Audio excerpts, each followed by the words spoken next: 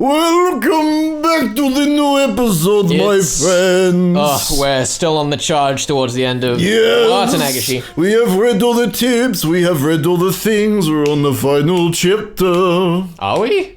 I think so. Oh my god. Yeah, this is it, dude. Well, there's no more tips, so there's no more of these screens. Let's fucking do it! I'm excited as heck. What do you think's gonna happen? I don't know, dude. Any thoughts? We're clearly going into the Sonozaki house, which means... Oh boy, that sounds like fun. Security cameras, armed guards, and attack dogs, and SWAT teams? I think so. Maybe. I do love the idea of it just being like, if the chief asks where I am, play dumb. Meanwhile, up in the background, there's just like red and blue lights like illuminating the trees. Yeah, of course. Just like, I don't know. Yeah. They'll never figure it out. It'll be fine. All right. Let's go. So who is this? Which parent? I'm gonna guess, as usual, that it is his mother. 10 points if dad. 10 points if dad.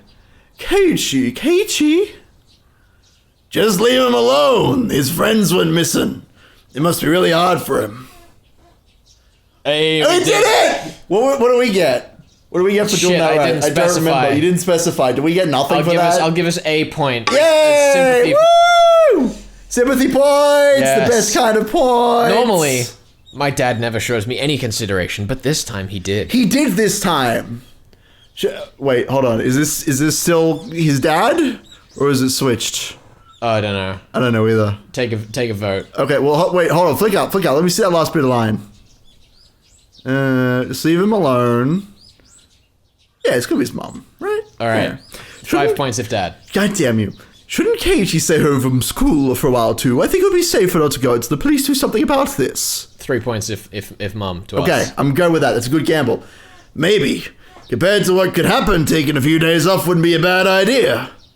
Anyway, how is it logical not to close school during such a dangerous situation? What do those teachers think our children are? Think of the children! I think we got it right. I think we got it right, but we haven't been told officially, so I'm not going to distribute points. Oh, goddamn I'm kidding! 3 points! Yeah!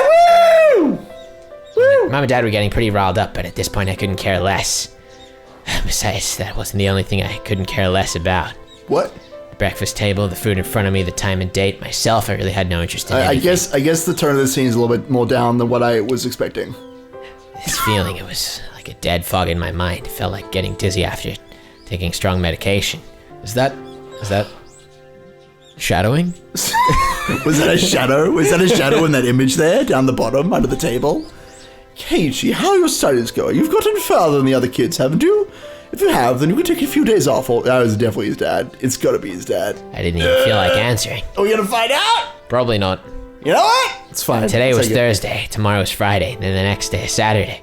Only 4 days had passed since the Higurashi festival. What happens in 4 days? Such a short time, and yet now things were completely different. What he said. Everything had changed. Yeah, that. The tranquil village, bright and clear as if it were an Indian summer, had undergone a total reversal. See, why an Indian summer? Because the curry teachings of Chie have gotten to him.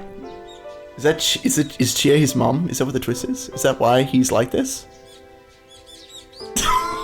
That's my game theory. Okay. Yeah? Sure thing. Cut this. I'm not cutting this. Chie is Keiichi's mother. Confirmed. Yeah. People were made to disappear every night. We couldn't even relax when walking out in broad daylight. The village had become a world of fear. Oh. I had no right to curse this outcome. After all, the one responsible for everything was me. It's alright, even in this world, there is a beacon of hope. There is one beacon of hope. Maybe two, but there's one that I'm thinking of. Okay. And I think they come around the corner soon. Okay, I think I know what it might be. Okay, what is it? It's Uishi. No, get out of here. That's a different beacon of hope. Okay. Not right now. Different beacon of hope. It's right. I'm sure they're coming. That night, I couldn't resist my honestly tiny, little, and incredibly stupid curiosity and broke the taboo. What taboo? This isn't somewhere we should be going, is it? Let's not. It's a crime to force your way into a locked building, even if you don't steal anything. Shion, now you know they weren't having some secret rendezvous, you've had enough, right? Nope. Didn't want to do something like this. What if Rika-chan's dance ends while we're messing around here? I prattled on as I took the lock from Tamataki-san's hands and put it back on the door. Best boy. I'll forget everything I saw here, so come on. Let's go. Takano-san was fretting, but I pushed her away. Tamataki-san grinned painfully. Flash. Shion's shoulders drooped as if to call me an idiot. Even so, I didn't care. pushed everyone farther and farther away. Rika-chan's dance was still going on. And at last her dance was brought to a close with a roaring applause. I too, until my hands turned red, I clapped, and I clapped. Regret, boys! Woo! Is that a Oishi? No, I hope not. Isn't that Rena-chan? She's here because it's your usual meetup time, isn't she? I looked up at the clock. It was 5 minutes past my time to meet with Rena. Keiichi, shouldn't you take a few days off from school? Is that his mother saying that? I hope so! After trying to get him to not take days off You school. know what? even though I he was don't sick. care. Everyone's who they be. You're right, thanks for being It so doesn't matter who considerate. is who, it's always his mother. I rose from my seat. I went to the entrance to Great Rena. It's gotta be. Yeah! Woo! It's not a Rena, by the Rishi. way. No, shut your mouth. Rena's wonderful. Good morning. We're going to school as a group starting today, so you can't be late.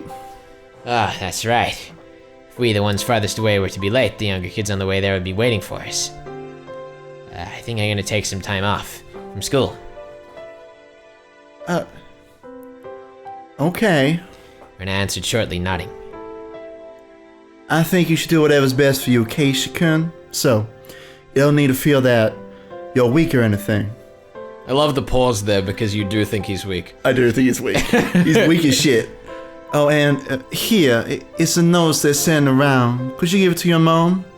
I think it has a lot of important announcements in it. I took the notice. There are a lot more. I thought it was about to say there are a lot of important announcements in it. I was about to like scream in There are frustration. a lot of important announcements. I then proceeded to read the important announcements. They were important. There are a lot more pages than normal. Important pages. The one on top announced the disappearance of the mayor, Rika-chan, and Sadako, and they wanted any information about them. It made my heart ache. Important information about them. The police are looking as best they can too. They'll find them for sure. Just be patient, okay? Rena said, smiling in an attempt to give me courage. Rather than that, though, her smile looked like it was because she herself wanted to believe they were safe. Rena, you're not going to question me. No, because she's the best. Nope. Rena, you know, don't you? About that night, what Do you mean when you stuck into the ritual storehouse? I was speechless for a moment, then I bit my lip, made up my mind, and nodded a little. Everyone fucking knows. So it's all out in the open. Really, I shouldn't do bad things like that. Mi-chan was really mad. So she was upset. Suppose she would have been. I don't think she was as angry about you sneaking in there, though, as much about you hiding it from her. Maybe Kei-chan... Ooh. Maybe you should have told her yourself and apologized. Should have told her myself and apologized. That troubled me. Just 1 week ago, I did something that I myself should have apologized to Mion for. I'd hurt her badly. However, I hadn't realized that at all. Plus, with all the confusion that Shion's appearance had brought, I still hadn't been able to talk to Mion about it. Rena, you're right. I never realized anything until you tell me. She's a smart girl. Keiichi-kun, hypothetically, if you had admitted you'd done something wrong right away and apologized to Mi-chan, I wonder if Rika-chan and Sadako-chan wouldn't have had to disappear. That was really mean, Rena. No! No! Rena, no! Don't say that to him! Oh, it's harsh but true. Why couldn't this have been Oishi? Oh, no, Rena! It's so mean! I couldn't answer right away. I couldn't admit to that. She's a gem, but oh my god. Wasn't Rena telling me right now, though? You I fucked should have up! admitted to my crime sooner. If I had done that and apologized, would things not have gone in such a horrible direction? Rena's eyes were filled with kindness, but they weren't naive enough to forgive me for keeping silent. And they stared fixedly Oh, into my own. she is just, oof. Ooh, go Rena. My heart is beating way too fast. Yeah, you're right. If I'd admitted my crime sooner, then Rika-chan and Sadako wouldn't have had to die or disappear. I love that he puts die first. Yeah. Or worse, disappear. That sound. Palm of Rena's Aw. hand slapped me in the cheek. I stood there unmoving, my head still tilted in the direction I'd been hit. It didn't hurt at all. I don't think that anyone has scolded you, Keiichi-kun, so I'll scold you in their place, okay? I pressed a hand to my cheek, now warm with embarrassment, and quietly stared down at Rena's feet. I love her so much. Going somewhere you're not allowed to go is a very bad thing to do. Do you understand that? Uh-huh. Answer me with a yes, Keiichi-kun. Yeah, yes. We're delivering country justice right now. Also, what's even worse, you didn't admit to having done something so bad. You should never do anything bad in the first place, but not admitting to it or apologizing for it is much, much worse. Yeah, I was wrong. Oh my god. For a few moments, Rena stared at me silently and intently as if gauging my remorse. Oh. And finally, the tension in her face softened and she smiled. Okay then. It's about time. I should be gone. Alright. Go with her! You need her! Be sure to give the notes to your mom, okay? Also warn her not to go out to pass it on after it gets dark. I bent down to pick up the notice which I dropped when she slapped me. The pages had come out of the clasp and were now making a mess on the floor. I gathered them up one by one. My hand stopped at a single, more light-hearted page with peaceful sentences dancing on it. We still have plenty of homemade soy sauce in stock. Feel free to come to the Sonozaki house if you want some. I'm sorry, what? What is this? Oh. I picked up the page and scanned the rest of it. They were stockpiling high-quality soy sauce that they got from faraway relatives in the Akita prefecture. They'd gotten a big shipment recently.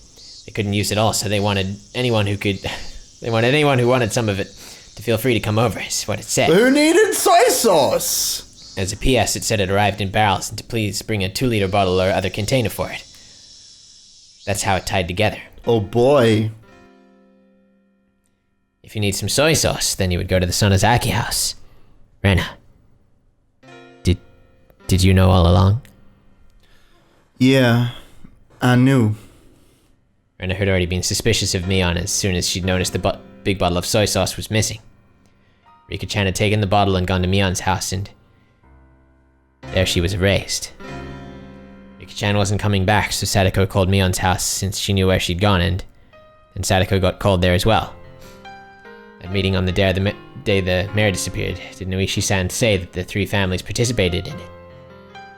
The 3 families would include the Sonozaki family. Didn't he also say the current leader was really old, so her heir Mion frequently stood in for her public appearances? While the mayor was returning from the shrine, Mion called out and stopped him. She talked to him and invited him to their house, and then she made him disappear. It's probably even simpler to make Shion disappear. Shion was part of the Sonozaki family. Probably knew exactly what she was doing at all times. I'm sure they even knew her part-time job schedule too. Thinking back, wasn't that Angel Mort store managed by the Sonozaki family? Setting up an ambush for her there wouldn't have been any trouble at all. I'm going to Mion. I'll go apologize. I'm going to have her put an end to everything. Mion probably won't forgive me easily, but I'll go and ask her, not to sacrifice anyone else. With that decided, there was no need for me to be lazing around here. I put on my shoes and slipped past Rena to exit the house. When she stopped me. I'm going too. Rena, shouldn't you go to school? This is way more important than school. Shouldn't you too, Keiichi? What? Shut up! Rena, you shouldn't come. If you get wrapped up in this too, then I think I might actually go crazy. Rena didn't move her arm, which was blocking my way. Putting her foot down. If Keiichi-kun disappeared as well, then I think I might actually go crazy too. So, I won't let you go alone. Rena argued boldly as tears welled up in her eyes. I saw them and I knew the strength of her resolve. Alright, let's go. Thank you, Rena. I love that basically this means no one's going to school today from the Great. side of town. Yeah, they're gonna be waiting for Rena to show up, and no one's no gonna one. come. It's great. School was not there today because of one small girl. Let's go to Mion's house. Did I read that line? I don't know. I think so. I don't even remember. Let's go to Mion's house. I'll apologize for the crimes I've committed. And we'll put an end to these twisted days. After that, I'll pray. And once more, we can return those fun, lively days. Final chapter hype. With Rena following me, I left the house. In front of the house, there was a car waiting. It was Oishi-san. The other beacon of hope! Oh, Now, I love this. I've been waiting for this moment, because, like, this entire chapter has been like, let's follow Keiichi, let's follow Rena's detective, shit. Let's follow Oishi and his investigation. And it all ties so neatly together with the three parties joining for the final confrontation. Like, I love it. I love how it's structured. It's good. It's really cool. It's like a Blizzard game. It is. It basically is a Blizzard game. Like, we're at odds. We're in an eternal battle. And then, there's some other big motherfucker. Let's go fight them. There you go. That's how it's Blizzard. Good morning, my brother-san. To you too, Hugo-san. Together so early in the morning, you make me jealous. What a truly praiseworthy man he was. Yes. He had just been lying in wait so early in the morning just to pressure me into talking. On this morning, though, maybe this was actually a good opportunity. I was just stretching. You're from the police. Oh, have I not introduced myself to you, Hugo-san? Please excuse my rudeness. My name is Oishi, from the Okonomiya Police Department. Pleased to meet you. Are we telling Oishi-san? Yeah, I think my palm is enough punishment for your crime, Keiichi-kun, but we should leave me chance of these people. Pain and sadness. I looked down as those emotions built up in my heart. I have something to tell you, Ishii-san. Well, now, what about? Should we stand here and talk or go inside the car? It has air conditioning. In the car, please. Yes. I only continued to look down weakly. All I could do was be thankful for how dependable Rena was.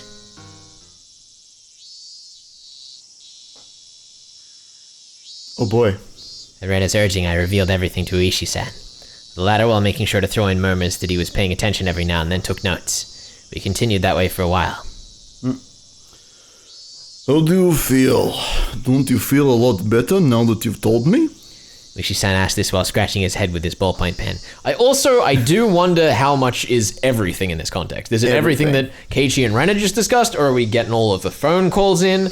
I don't know. I guess we're gonna find out bits of it, but I'd assume just the whole VN. He just Keiichi just opened his hands and there was a novel on his palms. Yeah, because I'm glad on the one hand that we didn't just go over everything again, but on the other hand, it's kind of probably important what he actually mentioned. Yeah, fair enough.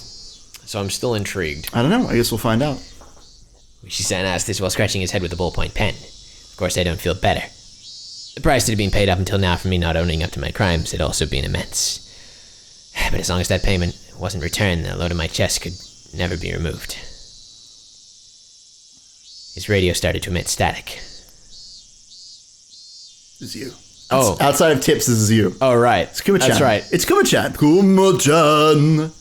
Those sounds. This is Kumatani. Oishi-san, over? Yes, hello. This is Oishi. I got news a few minutes ago that she's been absent from school. No movement at the Sonozaki house. Our target is still on the premises. Yes, good. Keep a close watch out. Roger that. Cars 3 and 7 just arrived for support and we've returned to base. Also, I think the division chief is looking for you, Ishii-san.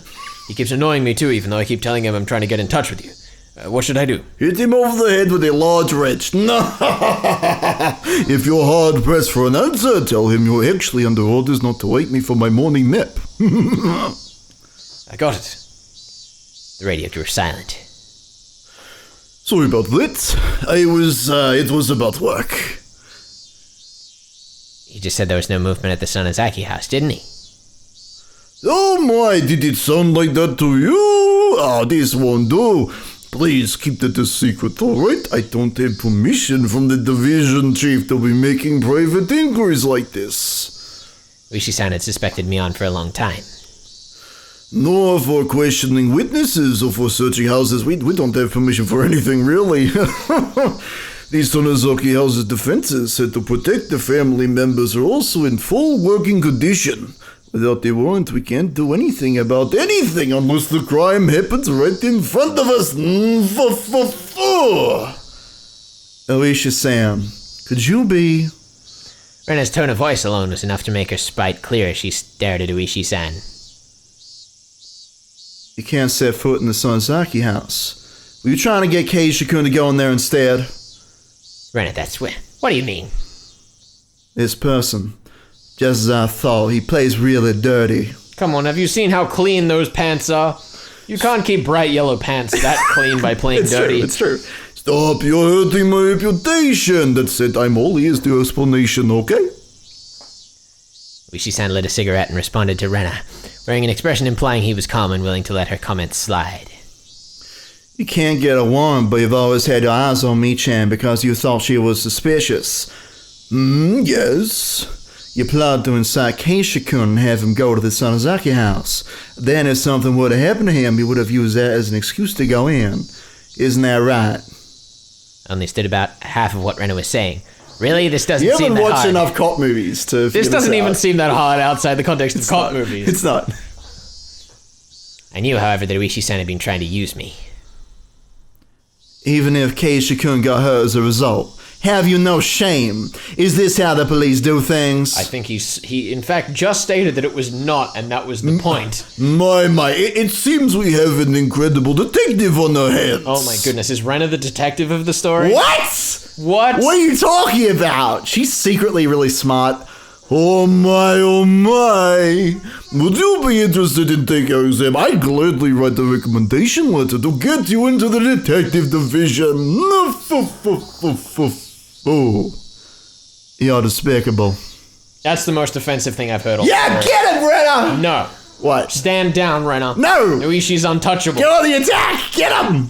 Look, I love both these characters. See them fighting is like my favorite thing.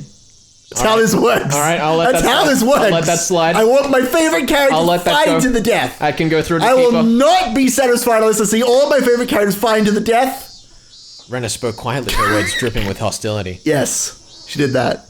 I have been insulted in all kinds of ways in my life, but one or two words from a young girl is always the roughest for me. Even so, I suppose I should thank you for not arresting Mi-chan yet. Don't mention it. Uishi-san seemed to be enjoying his exchange with Rena. He's having a good time. Things this man thought were like a swamp I could barely see past the surface. It reminded me again of how much I disliked him. Like a swamp full of demons. That's the saddest thing that's just happened now. Now then, as to esteemed friends of Mion Sonozaki-san, what do you plan on doing now? Will you wait kindly for me to go over the evidence and request a warrant? No. We won't wait for that. We'll go and make Mi-chan surrender herself. That's right. If she turned herself in rather than be arrested, she might get a lighter sentence. At this point, perhaps that was the only pity I could find it in me to afford her. I see. I wonder if it will go that well. If you're careless, you too may face danger, you know. Uishi-san was measuring our resolve, so in a strong voice I declared, "We're fully prepared!"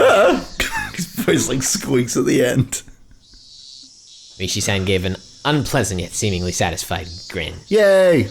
It was then that I realized this man was trying to use this for his own convenience. Yay! Keiichi. He's the slowest.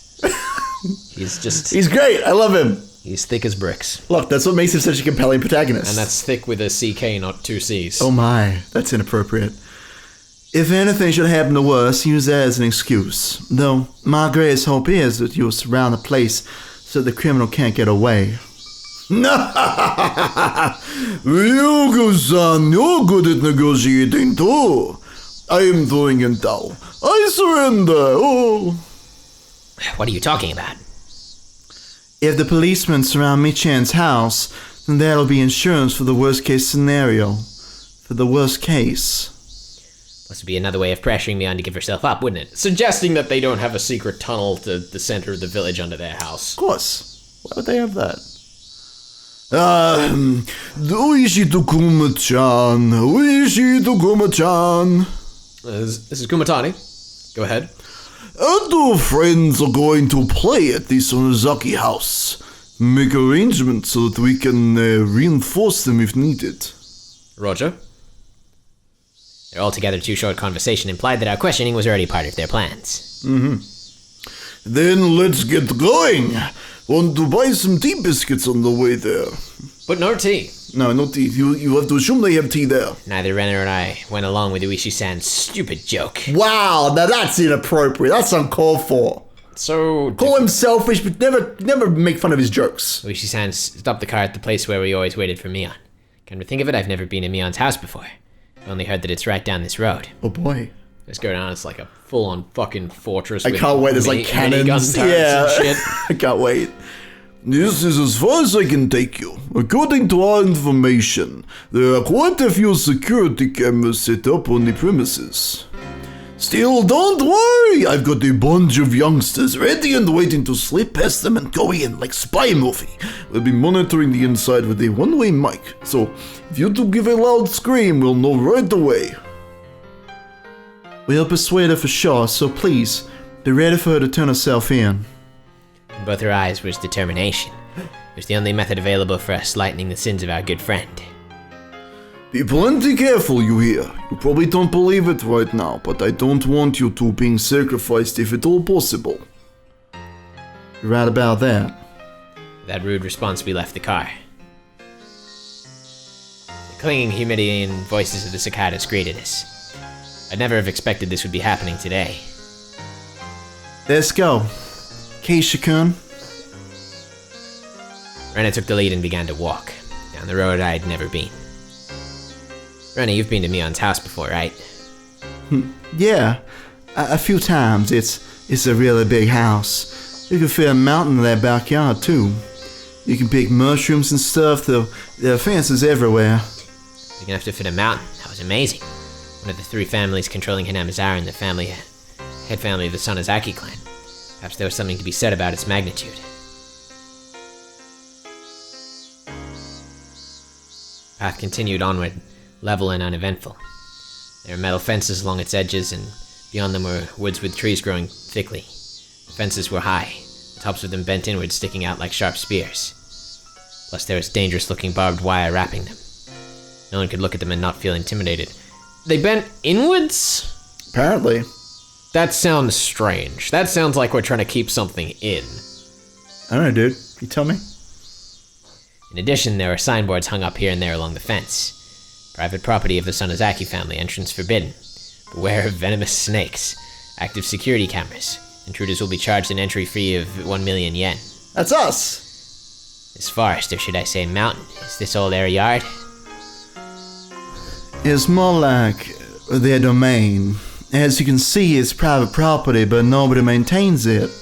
The forest isn't really the kind that you can go hiking in. She could say that again. Really did feel like a neglected savage woodland. It was dark and damp, and certainly not a forest that made you want to go for a nice walk. Maybe that's just what happens when a landowner has too much land. Like Rishi-san said, there were security cameras hung up all over the place. Though they'd been weathered by wind and rain, casting doubt as to whether they were even functional. It's also weird, like, I feel like, you know, if you're a rich family and you have an enormous amount of land, Why is it not maintained? why is it not maintained? Yeah, And in a hire level like someone. this, that's something going on. Maybe. I wonder if Mion is watching us as we come to her. I don't think she is. The only people living in Michan's house are generally her and her grandma, after all. There's nobody to watch the cameras. What a useless security system. 2 people live in this big-ass house. Well, Michan's father seems like a pretty tough person to get along with, so whenever everyone in the family is getting together, the cameras are apparently working properly. Tough person to get along with. That's a line. Understatement, I imagine. That's right, Mion's father, he was a big shot yakuza, wasn't he? So they could have just left it at that, but they had to just bring it up. They brought attention to it. Rena yeah. smoothly danced around the answer as she And explained. then they drew it again, and now we're going to get an explanation for it. Yep. At last, a huge gate, as big as I'd imagined, appeared. Was she living by herself with her grandmother in a house with such a grand gateway? Wonder if she's here. Beep. Thank you. The old buzzer made a dull sound. Boop. Was it cut off in the middle and not getting to the house? We waited long enough without a response for me to start thinking like that. However, we finally heard footsteps walking through gravel on the other side of the gate. I nervously balled my hands, my palms now sweating. Mom's spaghetti and Why did you fists. do... No! I saw it coming. I looked at you. I wasn't gonna do it until you looked. Ben turned and looked at me and I was like, it's coming, I shook motherfucker. my head at you. Like, don't you dare do it. And because of my fear, the fear you could smell coming from my body. If that isn't the best analogy for this story I've ever heard in one sentence. Nothing goes wrong until people start suspecting it'll go wrong and make it happen. That's There you go. this story. That's the lesson. That's the lesson. Don't suspect anyone of any wrongdoing. You'll be fine. Exactly. It's true. Be like a wishy. That's his job, though. I know. I know. It was the clang of a bolt being released, and the gate opened slightly. Focus. The person peeking out of the gate was none other than Mion. It's a tense moment. Well, this is unusual. Aren't you two going to school? And didn't seem all that surprised at visitors arriving in the morning, which wasn't a normal time. In fact, she seemed almost relaxed as if she knew we were coming beforehand. We stayed at home today. But this isn't your house. This is our home now. We're moving in, bitch. Keiichi is one thing, but you too, Rena. You two are such troublemakers. Mion smiled lightly in the way that the Mion we knew always did. Oh boy. Well, let's not just stand here. Come on in. She gestured for us to follow her. Said the spider to the fly. I hesitated for a moment, looking at Rena. Let's go. Rena smiled cheerfully as if she were passing through the gates of a good friend's house, and then did just That's such a good line. That's such a good line. Ah, fuck. I rallied myself and then went through the gate too. I love you, Ryukishi. Shout out to the translators who just randomly changed the tense on that sentence. You know what? It's fine. Don't worry about it. On the other side, it hadn't been maintained very well, but it was clear that the lot was magnificently wide. It wasn't quite what you'd think of when you hear mansion, but it was clearly a very vast place. Is this the first time you've been here, Kei-chan? Yeah, this house is enormous. Steep thatch roofs aren't in fashion anymore. This place could be a tourist attraction. I want to rebuild it using totally average, boring, reinforced concrete soon. There you go. She says that thatch roofs aren't in fashion anymore, but yet the hilltop shot of the entire village is like entirely thatched houses. Yeah. It's a very traditional place. It's in fashion like 10,000 years ago. There you go. Mion dryly smiled as she said that and then closed the gate and relocked the heavy bolt. Don't worry about it. Things have been dangerous lately. Gotta do at least this much during the daytime. Oh. Yeah, you're right. Maybe it was my imagination, but I thought I saw the hint of a shadow in her smile. Well then, good sir and madam, I shall show you inside. Please come this way. Mion bowed to us like a worker at a high-class hotel, then pivoted on her heel and began to walk. When I gripped my stiffening arm lightly. Keiichi-kun, you're too tense. We came to see Michan, remember? You don't need to be that nervous. That's right. When I get nervous, I tend to let everything show on my face. Is that a nervous thing or is that just a you? It's a Keiichi thing. Look, Rena knows what's up with him. She wants to help him At control least his he didn't power. bring a phone with him, which is clearly the vessel for his true emotions. It's true. It's true. What? I'll stop tensing up. Even if something were to happen, there are two of us. We should send subordinates who are waiting outside of the gate for us too. And Ario's inside, so that means you're even, so I don't understand this. Yeah, we'll be fine. There's nothing to worry about. Yeah. After thinking about it that much, I realized my nervousness was already gone and laughed at myself. We're all good I friends don't here. believe him for a second. We're all good friends here. No one is nervous. No one's getting killed. It'll be fine. What's this? Man, what's with this stone on top of the newspapers? It's in the way. There's a pile of newspapers on the floor of the entrance and there was a large rock on top of them. Didn't understand why something like that was here. Rena noticed me looking at it questioningly and giggled. Rena, do you know? What is this? Some kind of good luck charm? If you don't really know, then feel free to move it out of the way and put your shoes there. What's it for, Ben? I don't fucking know. We're about to be told. Keiichi-kun, there's a nest of swallows right above that stone. Huh? Oh, you're right. This house is for people, but swallows still come in without permission and make nests. Must be like that for a tradition for them. Whenever spring comes, they always make a nest here. Oh. Just like I always murder someone every year. What? It's kind of annoying, though. Note for the audiobook listeners, that was not what was said. There was no murder in that sentence. Not yet. Not yet. Definitely not. In other words, it's a sign to not take off your shoes here because swallow poop could end up in them. I couldn't help but laugh at the silly contrivance. My laughter naturally spread to the other two. A really long time ago, the Sonozaki family apparently cultivated silkworms. Our ancestors would get all worked up over exterminating the swallows. Silk trade. When you think of it that way, maybe this is just how just desserts. Anyway, come on in. Is the Sonozaki family connected to the silk trade? Absolutely. Asking the real questions. The inside of the house wasn't very bright at all. It was dimly lit, in fact, but mysteriously I could still feel an elegance to the place. Mion seemed to want a more modern building, but traditional houses like this weren't bad either. You're Kidding, right? There's a terrible draft and the winters are freezing. Don't go making my house into property of cultural significance and getting in the way of renovations, got it? What I want most is a house like yours, Keiichi. I'm pretty jealous of it. Seems like it would be warm in the winter. Be a shame if something happened to your parents. What? What? No! Oh, but snowfall seems like it'd be a problem. Oh god. Snowfall's a problem? Does Hinamizawa get that much snow? The latitude is south of Kanto, isn't it? Isn't this region warm? This is when the window, like, falls to the side and his parents are there, like, bound and gagged to chairs. There's, like, bombs on the chairs. I hope so. That's all I want. That's all that I want. You don't know, Keiichi-kun. Hinamizawa's in an area that gets heavy snowfall. When we get it a lot, everyone gets buried alive.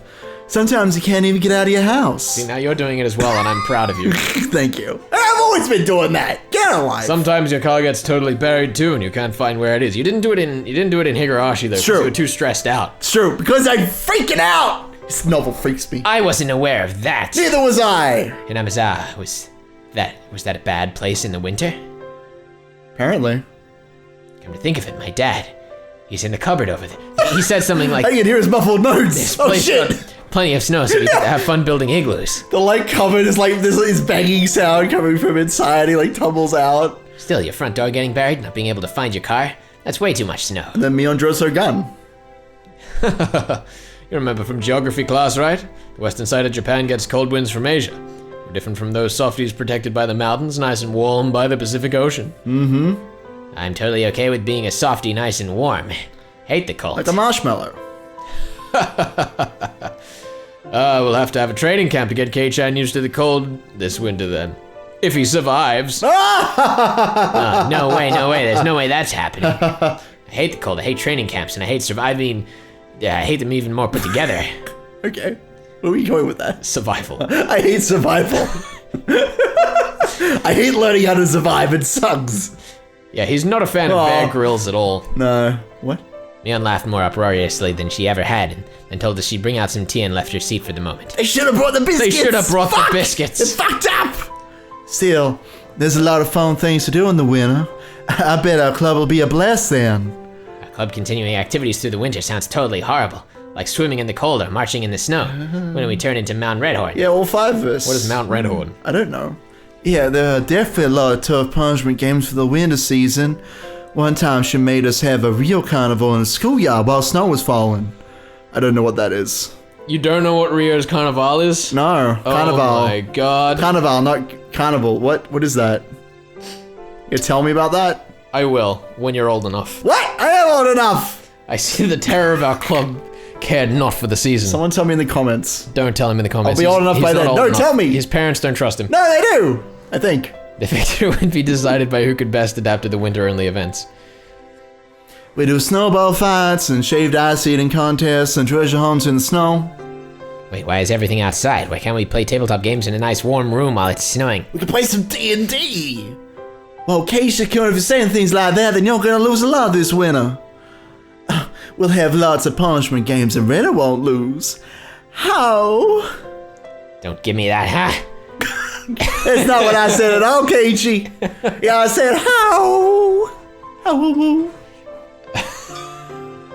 How? I just remembered. Shout out to that one What? commenter that was like, I think Felix's interpretation of that sound is completely fair. No, wrong. I listen, I still think it's completely fair, but I'm now just gonna continue to make fun of Ben. for it. Why? I put so much effort into learning how to say how. And I hate it all the more. It's amazing. I settled things with a cross chop to the head. No! Felix, no, why would you? You're sure having fun while you're still alive? Yes! My walls aren't very thick, so be careful not to go flying through any, okay? I will! The paper sliding door opened and Mion returned with a pot and a complete tea set. But no biscuits. You want some sesame seeds on your rice? Sorry we don't have much in the way of bean paste or other good stuff. It's like a full meal. It's okay, we didn't really come here to drink tea anyway. Why would you say that? You've broken the mood. I just want to let you know that the music paused when I hit the button, and now the text hasn't moved, which means that this is a suspenseful pause before, We're very suspenseful. before I someone can asks, feel- so why did you come here? Yeah. And with those words, the smile disappeared from Rena's face. Wait. She did it. Is that Rena's line? Get out of life. I think we get points for that. Do we get points for that? Yeah, we get points for that. I think 5 points. 5 points? 5 points. Okay. 5 points! Yeah. Using the system. And one careless statement reminded us of what we had nearly been able to forget. I'd wanted to enjoy this peaceful time for a little longer, but we put an end to that with those honestly careless words. When she noticed the smile disappear from Rena's expression, Mion too changed hers. Uh-oh. It was as if the cheerful air that was like a warm spring day until a moment ago had slipped through the cracks in the paper door and altogether disappeared. There was no point in regretting it now. We didn't come here today to chat and enjoy ourselves. Mion silently poured the tea. During that time, both Rena and I sat kneeling without uttering a word. Oh. Here you are. Drink up. It was poisoned. We couldn't even mutter a word of acknowledgement at those natural words of courtesy. There's no poison in it or anything. Oh, God. Do you distrust me that much? That's upsetting. Mion gave a bitter smile at that and let her shoulders droop.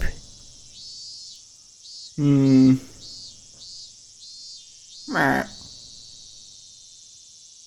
We all remained silent except Ben. Meh. We remained silent, hoping that someone else would speak up first except Ben. Meh. That was, however, the one thing we didn't want to do, and so we sat for a long time. Zip in.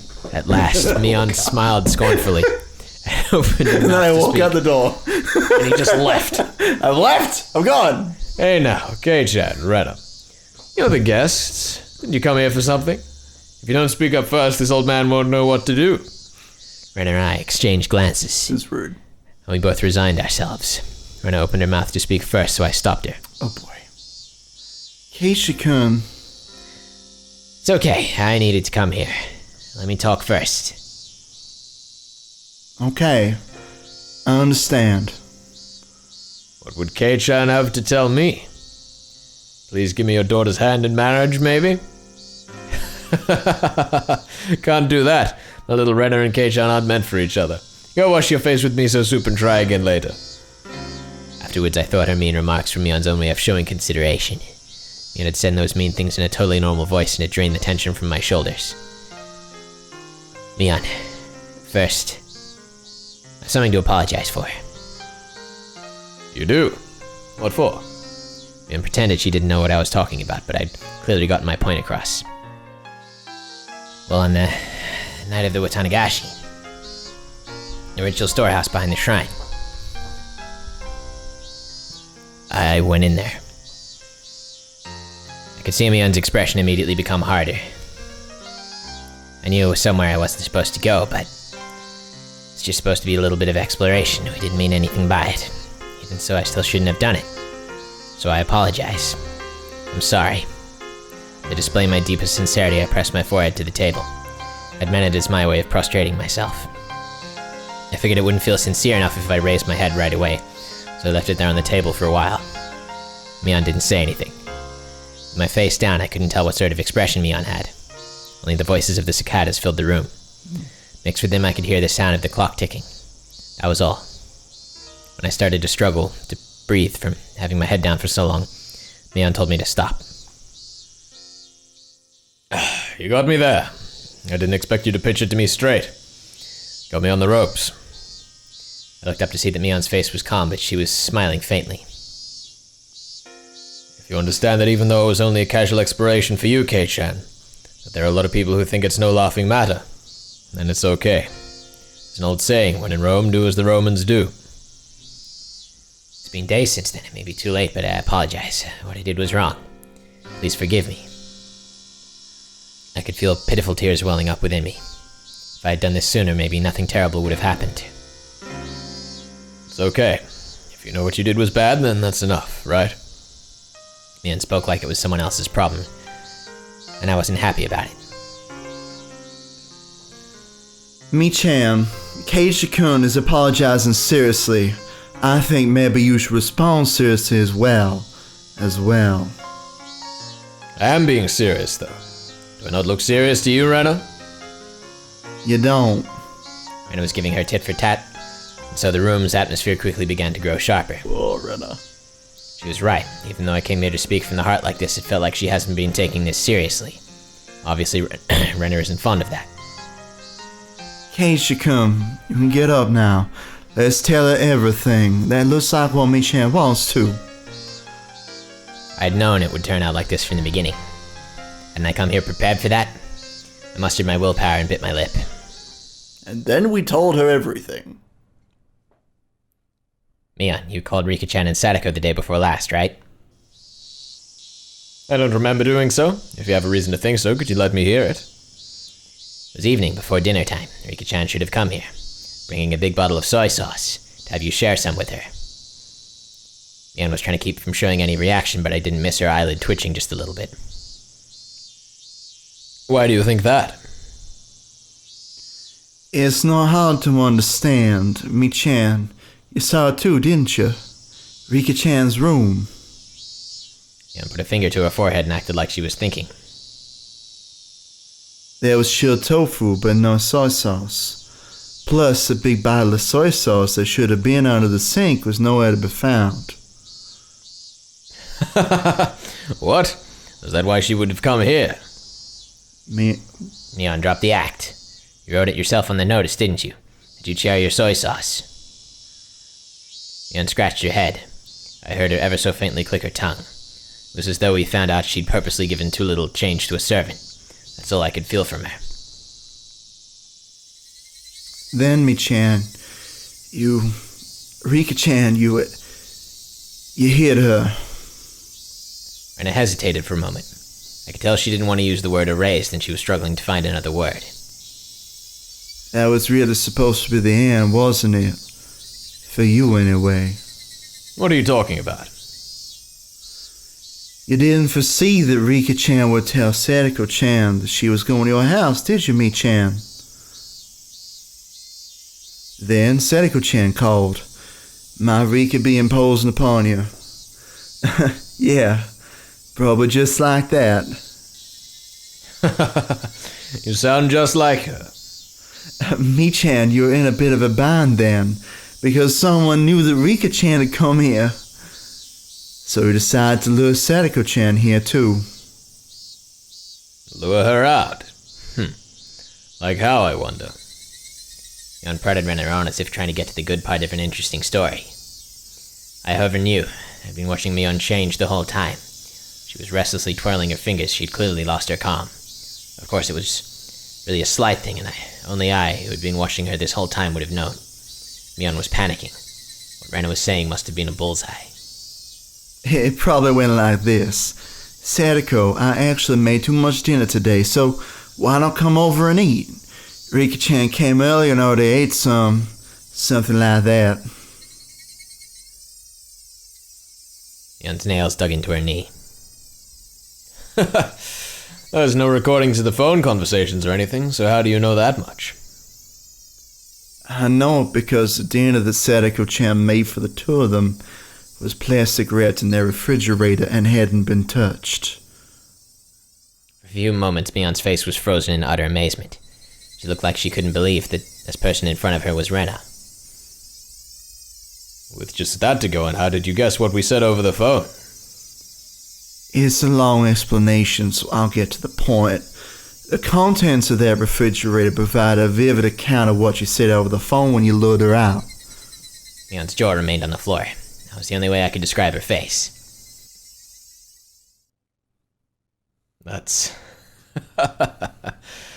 I had no idea I had such an incredible detective right next to me the whole time. I can't believe you'd figure out everything down to the phone conversation. Just from what was inside the fridge. You've got me there. You've got me. You've got me.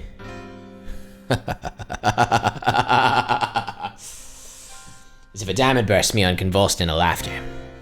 Her laughter, though, definitely didn't make us want to laugh as well.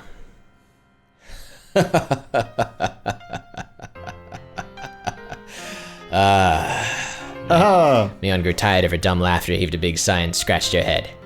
It almost seemed like Mion had lost a detective punishment game for the club or something, and her punishment had been decided. Oh, how fun that would have been if it were true. An incredible detective. Me-chan, you're the one who guessed what Oishi-san told us. He called me an incredible detective too. As soon as she heard Uishi-san's name, Mion's eyes began to display panic more clearly, so that anyone would be able to tell. Mion, the police have suspected you for a long time now. Uishi-san's officers have held the house under observation so they could break in at any time. Mion attempted to feign calm, but it looked like she was having a hard time with that. Part of her couldn't believe that the police had her surrounded, and she closely examined Rena's facial expression. However, she couldn't detect a hint of falsehood. So was that Rena talking, but she's using the word Mion? Interesting. Because she's serious now. There you go. No points. No points for that. It's alright. Finally, Mion seemed to accept the fact that the police were encircling the house. Was the mayor Mi-chan too? Were Tamataki-san and Takano-san you as well? Mion didn't answer our rapid-fire questions. I could clearly see impatience in her eyes, which were still feigning calm. At last, Mion, who'd been sitting there lazily, readjusted her cushion and sat herself upright. I don't think we've seen that expression on Mion. I don't think we have either. Strangely calm. At that point, the atmosphere in the room changed completely. Mion's expression also changed. The impatience and wonderment in her expression disappeared, and she became so solemn you could think she was about to conduct a tea ceremony. I could sense it. It was now, in this moment. Mion had ceased to be Mion, but had changed into Mion Sonozaki, the current heir to the Sonozaki house. The solemn atmosphere about her was clearly abnormal, and was entirely different from that of the Mion I knew. Now I could believe it. Now I could believe that she was the young leader who commanded the entire Sonozaki clan.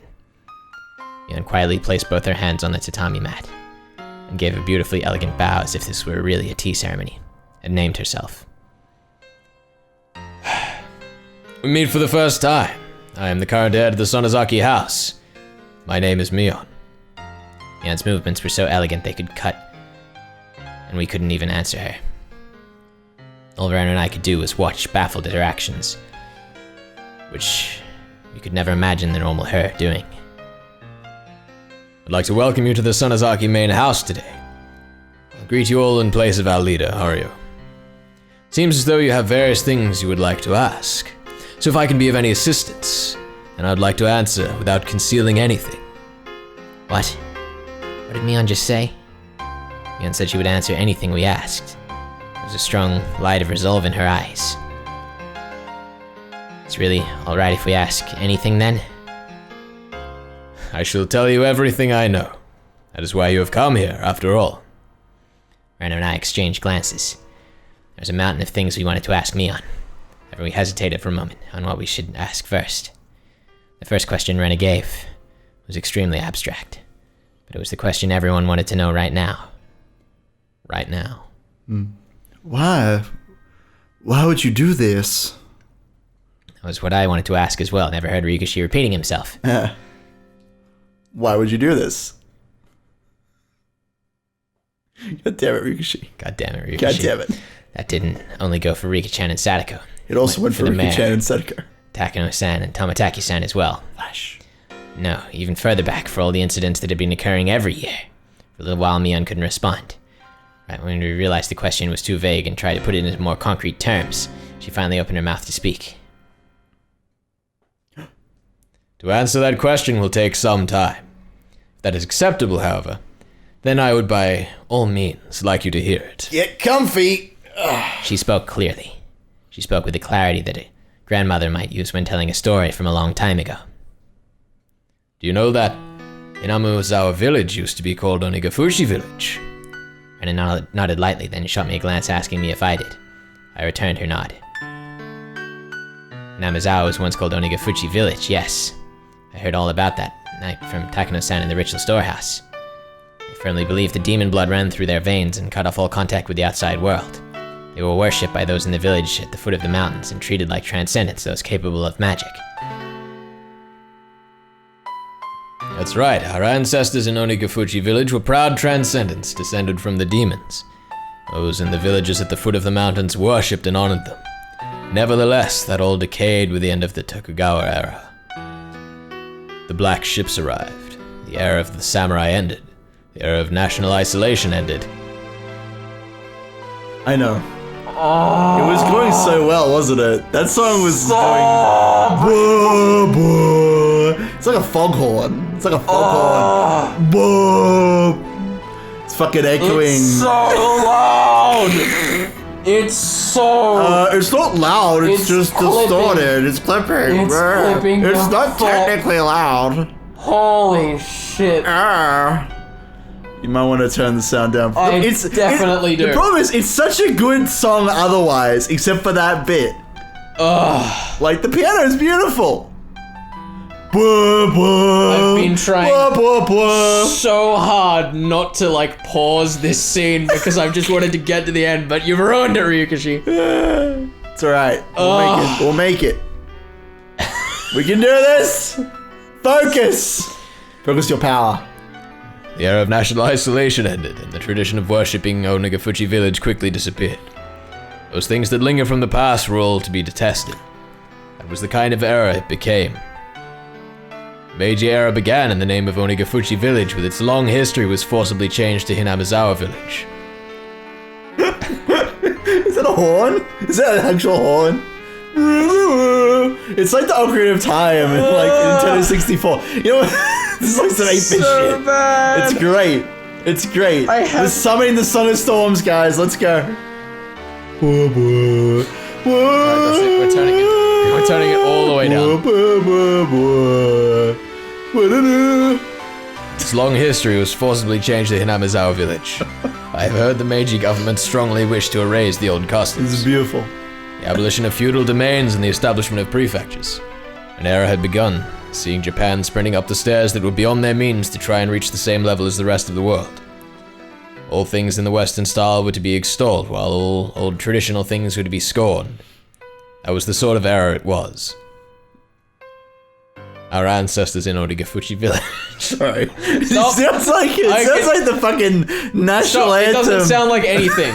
It sounds like the national anthem of like This was a all bunch you. of a bunch of tuba fish or something. I don't know. That's gotta be a thing. It's like Tuba fish? You know what? Tuba fish. Is that a Japanese cuisine? It's in the Little Mermaid, I assume. You know that band they have under the water, but the sound waves don't travel properly. That's what it sounds like. Our ancestors in Onagafuchi village were proud transcendents descended from the demons. Onagafuchi village disappeared in a flash. Oh no, what a tragedy. At last, Japan, provoked by the great European powers colonizing countries in Asia one by one, began a policy to increase its wealth and military power, so that it could stand as a global power in its own right. I can't do it! It's still there! I have it so quiet! I know. You have to turn it off and I'll tell you when it ends. Oh. But I also am laughing, which isn't helping. Just look a different direction, please. Okay, let me know if I need to say anything. Okay. Began a policy to increase its wealth and military power so that it could stand as a global power in its own right. Conscription began, and they won war after war. The First Sino-Japanese War, and the Russo-Japanese War. And until the Pacific War broke out, they recklessly climbed the staircase towards modernization. At the time, Onagafuchi village had already lost its impenetrability. The villagers once worshipped as transcendents were now on the receiving end of inhuman treatment. The sacred Onagafuchi village had been groundlessly labeled an isolated village of those afflicted with incurable diseases, a mere shadow of its former self, and stood on the precipice of an era of hardship. Oh no! Thus began the harsh days where one would suffer unreasonable discrimination just because people knew one was from Onagafuchi. Children in the village at the foot of the mountain were taught not to go near Hinamizawa because filthy germs were rampant there. Children who had come in contact with children in Hinamizawa would cry and wail as their parents purified the spot they were touched by rubbing salt on it. One of the adults said to the children that if you got lost in Hinamizawa, you would be kidnapped by demons, cut up into pieces, and devoured. Never ever go near the terrifying village of man-eating demons. That's what he taught them. Another said that during a famine long ago, the people of Hinamizawa gathered up all the corpses they discarded into the dry riverbeds, then cooked and ate them in order to survive. Groundless stories, but said in such seriousness. Baseless slander added to baseless slander, making Onagafuchi village's historically accurate, thrilling history all the more believable. Perhaps the chain of undue discrimination was a manifestation of the people's anxiety towards the uncertain times. Of course, the story didn't end only with the perspective of children. If anyone found out you were from Onagafuchi, you would be turned down from any job you applied for. People would even go back on engagements and marriage proposals. As for the marriages where one partner had lied about it, as soon as the truth got out, they were made to divorce. It even caused trials. They would appeal that where one came from wasn't an important enough reason to divorce. They would, however, lose their case. Lying about one's birthplace apparently constitutes a heavy act of misrepresentation in marriage. That's terrible. I've heard about such discrimination towards those in small villages in civics class. Just because others knew you were from a tiny hamlet, you'd be subjected to every societal disadvantage there was. A modern form of bullying, because bullying doesn't exist in the modern age, of course. Sure. Bullying is for little kids and old people. Though I only memorized that because it was going to be in a test one time. I recalled being suspicious about it and unable to believe such discrimination occurred in modern Japan. Well, I suppose I can't say that they weren't asking for it. Our ancestors were proud of the demon blood flowing through them. They lived their lives boasting about it and scorning those at the foot of the mountain after all. They struck fear into the villagers down there with their mystique and demanded gifts of dread and tribute. That Mion smiled for the first time, albeit in self-mockery. During the Pacific War, despite the slogans that all the country was acting as one, those from Hinamizawa continued to suffer all manner of discrimination. There were too many ways to count. They would send their husbands and sons to war, and the women on the home front would suffer greatly too. My grandmother remembers it well. She remembers it being a difficult time. Even that bitterly long war, however, finally ended in 1945. Hinamizawa had lost many male hands, but at last their fathers and husbands and sons returned to them. Of course, there were also many who didn't come back. Nevertheless, for those in Hinamizawa who were at their limits, barely able to maintain the village without the men, their return was a very happy thing. MacArthur's GHQ set to work on drastically improving mindsets and strove for the abolition of unfair discrimination. They could feel day breaking on the dismal night that was the previous era. Hinamizawa was on the verge of turning into a ghost town. Those in the village started to say that they should rebuild it once again and got to work trying to make the village even a little more plentiful. During that time, someone appeared who built up a fortune through a vast number of dealings in the black market. That was Mion's grandfather, the husband of the elderly family leader, Sohei Sonozaki. Sohei said that he managed food warehouses in Harbin after being dispatched to the Chinese mainland. When it was time to pull out, he conspired with his superiors and comrades and stole a great deal of the army's canned goods. He hid them somewhere in the Seto Island Sea and sold them widely at a high price on the black market, thus earning a fortune. Sohei didn't spend that fortune for his own pleasure either. He entrusted the entire amount to his wife, the head of the Sonozaki house. Let's revive this ruined village. All who live here are our family, and this fortune is our collective property. So he proclaimed to my grandmother, the current head of the family. That vast fortune was a huge reason why Hinamizawa was revitalized after the war. I see. With that, Hinamizawa came back to life, and that's how the Sonozaki family had established its current prosperity. Of course, there were many people who begrudged the money coming from the black market, but the villagers no longer minded it. They succeeded at one business venture after another. Those who'd succeeded freely supported those who'd followed them. The giant family of Hinamizawa, tied together with strong bonds, kept on expanding its influence. The Sonozaki family, the center of everything, would be extolled for a long time as the minds behind Hinamizawa's revitalization. The person in the middle of it all was your Nana, Mi-chan. That's amazing. What a great success. It looked like she was honestly happy Rena had praised her. However, around 1955, the wind started blowing in the other direction again, because of the canned flesh incident. The what? The canned flesh. Oh boy. What? Now this was definitely not in the anime. This is fun. Canned flesh. Sounded so hideous that just hearing it made me nauseous. Someone naming themselves as my grandfather Sohei Sonozaki's superior confessed that those canned goods had been human flesh. Oh boy. Hinamizawa, a village in which demons lived and ate humans. They were just about to wipe away that cursed stigma. The light they had finally started to see in their peaceful lives grew hazy and disappeared. The shocking truth is revealed by his former superior. The stolen provisions from the old Japanese army that had been a huge cornerstone for Hinamizawa's revival had been canned human flesh. Why were there cans like that? Wasn't Sohei just the manager of food warehouses? Superior revealed that Sohei Sonozaki did not have the job of managing the food. In reality, Sohei's job during the war had been to exterminate pestilent mice and to transport the corpses of those with the infectious diseases. It had been unfair treatment and all because of the lowliness of his origins. As a result, though, he had returned safely without having been sent to the front lines or being detained. Perhaps that was the only fortunate thing to happen to him. Finally, Sohei was enlisted as an assistant at a military medical institution. There, however, he found something even worse than the low, scorned, depressing customs of Onigafuchi village in the research they were carrying out.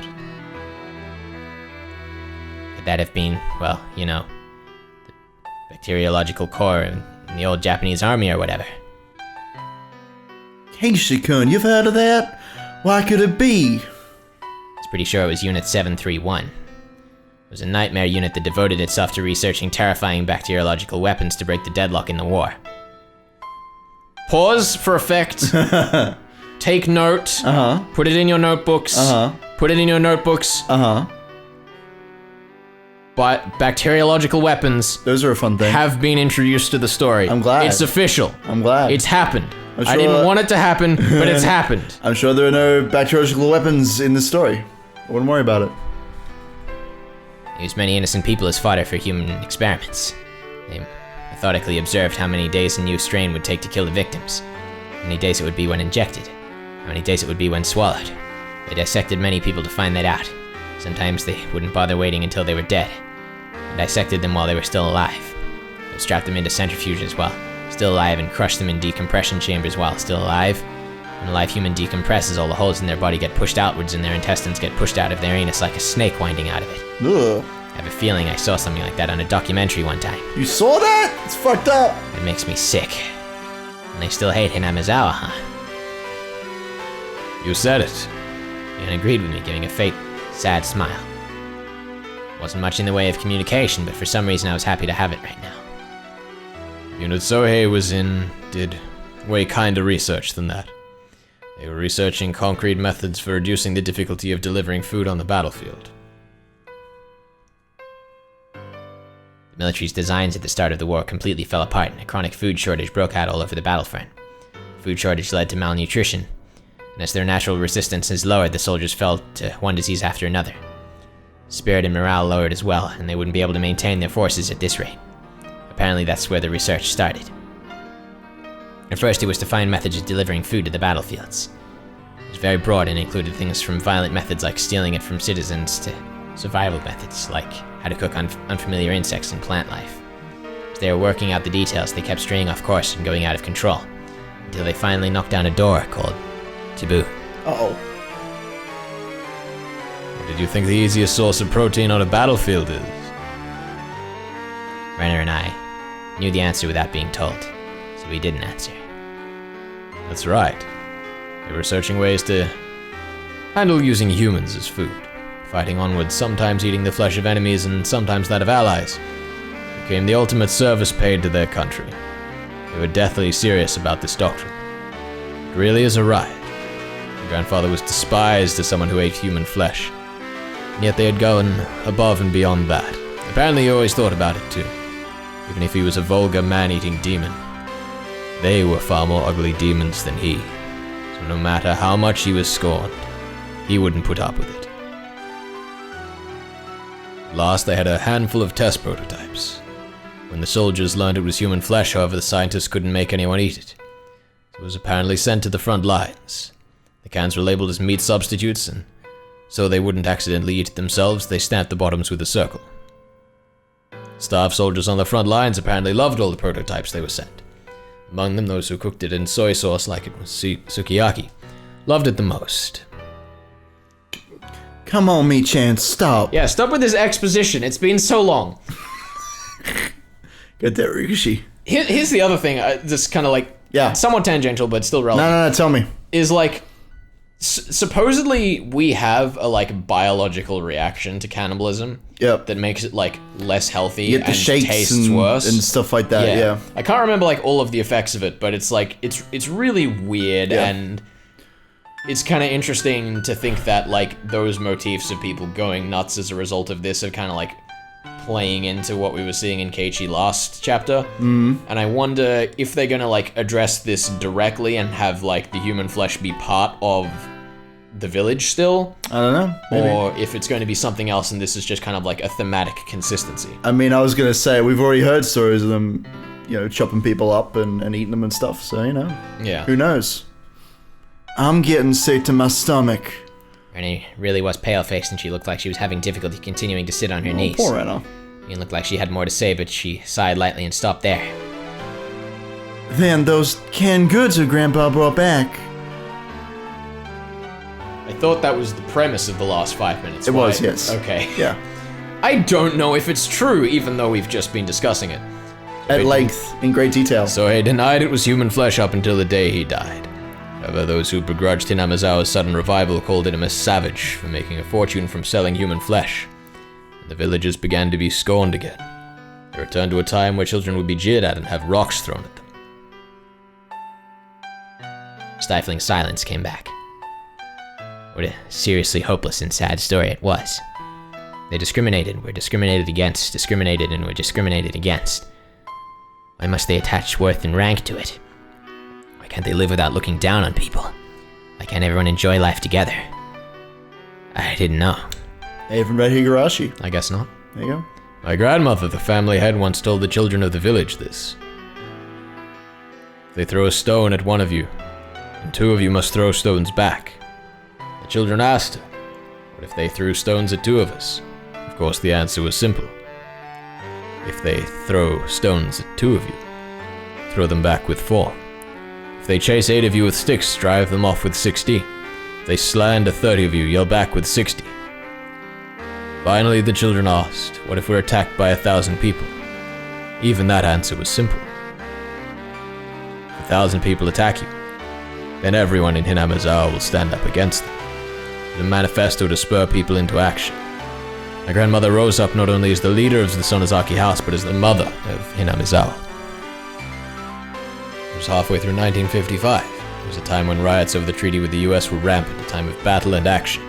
The people of Hinamizawa joined together and fought, treating unfair discrimination towards one as a crime against them all. It didn't matter whether that one was a child or an adult. If they heard that a child had been told off, then everyone would crowd the house of the perpetrator acting as a whole. If they heard an adult had been treated unfairly, men and women, young and old, would all band together and stand up against it. If you meddled with people from Hinamizawa, you'd be in trouble. They probably figured that if they could make others think that, they'd win. Keiichi, do you remember how many people came to help you when you got involved with those delinquents in town? I recalled how much of an impression it had left on me. The people of Hinamizawa boldly came to my rescue, yet the people of Okinamiya averted their eyes so they wouldn't get involved. Grandmother fought and my parents carried on the fight. That last piece returned to Hinamizawa. Of course, that piece had been placed on a razor's edge. When you consider the previous 100 years of history, the tranquility now can only be called a chance interval standing on uneven scales. Why? Did I really have an opinion on such a long and difficult history when I hadn't moved here more than a year ago? Yet I said it anyway. Why can't everyone just live in peace? What happened to those old stories of Oyashiro-sama that I heard from Takano-san? Man and demon joined hands and lived together in harmony. And Oyashiro-sama remain in this world to watch over that?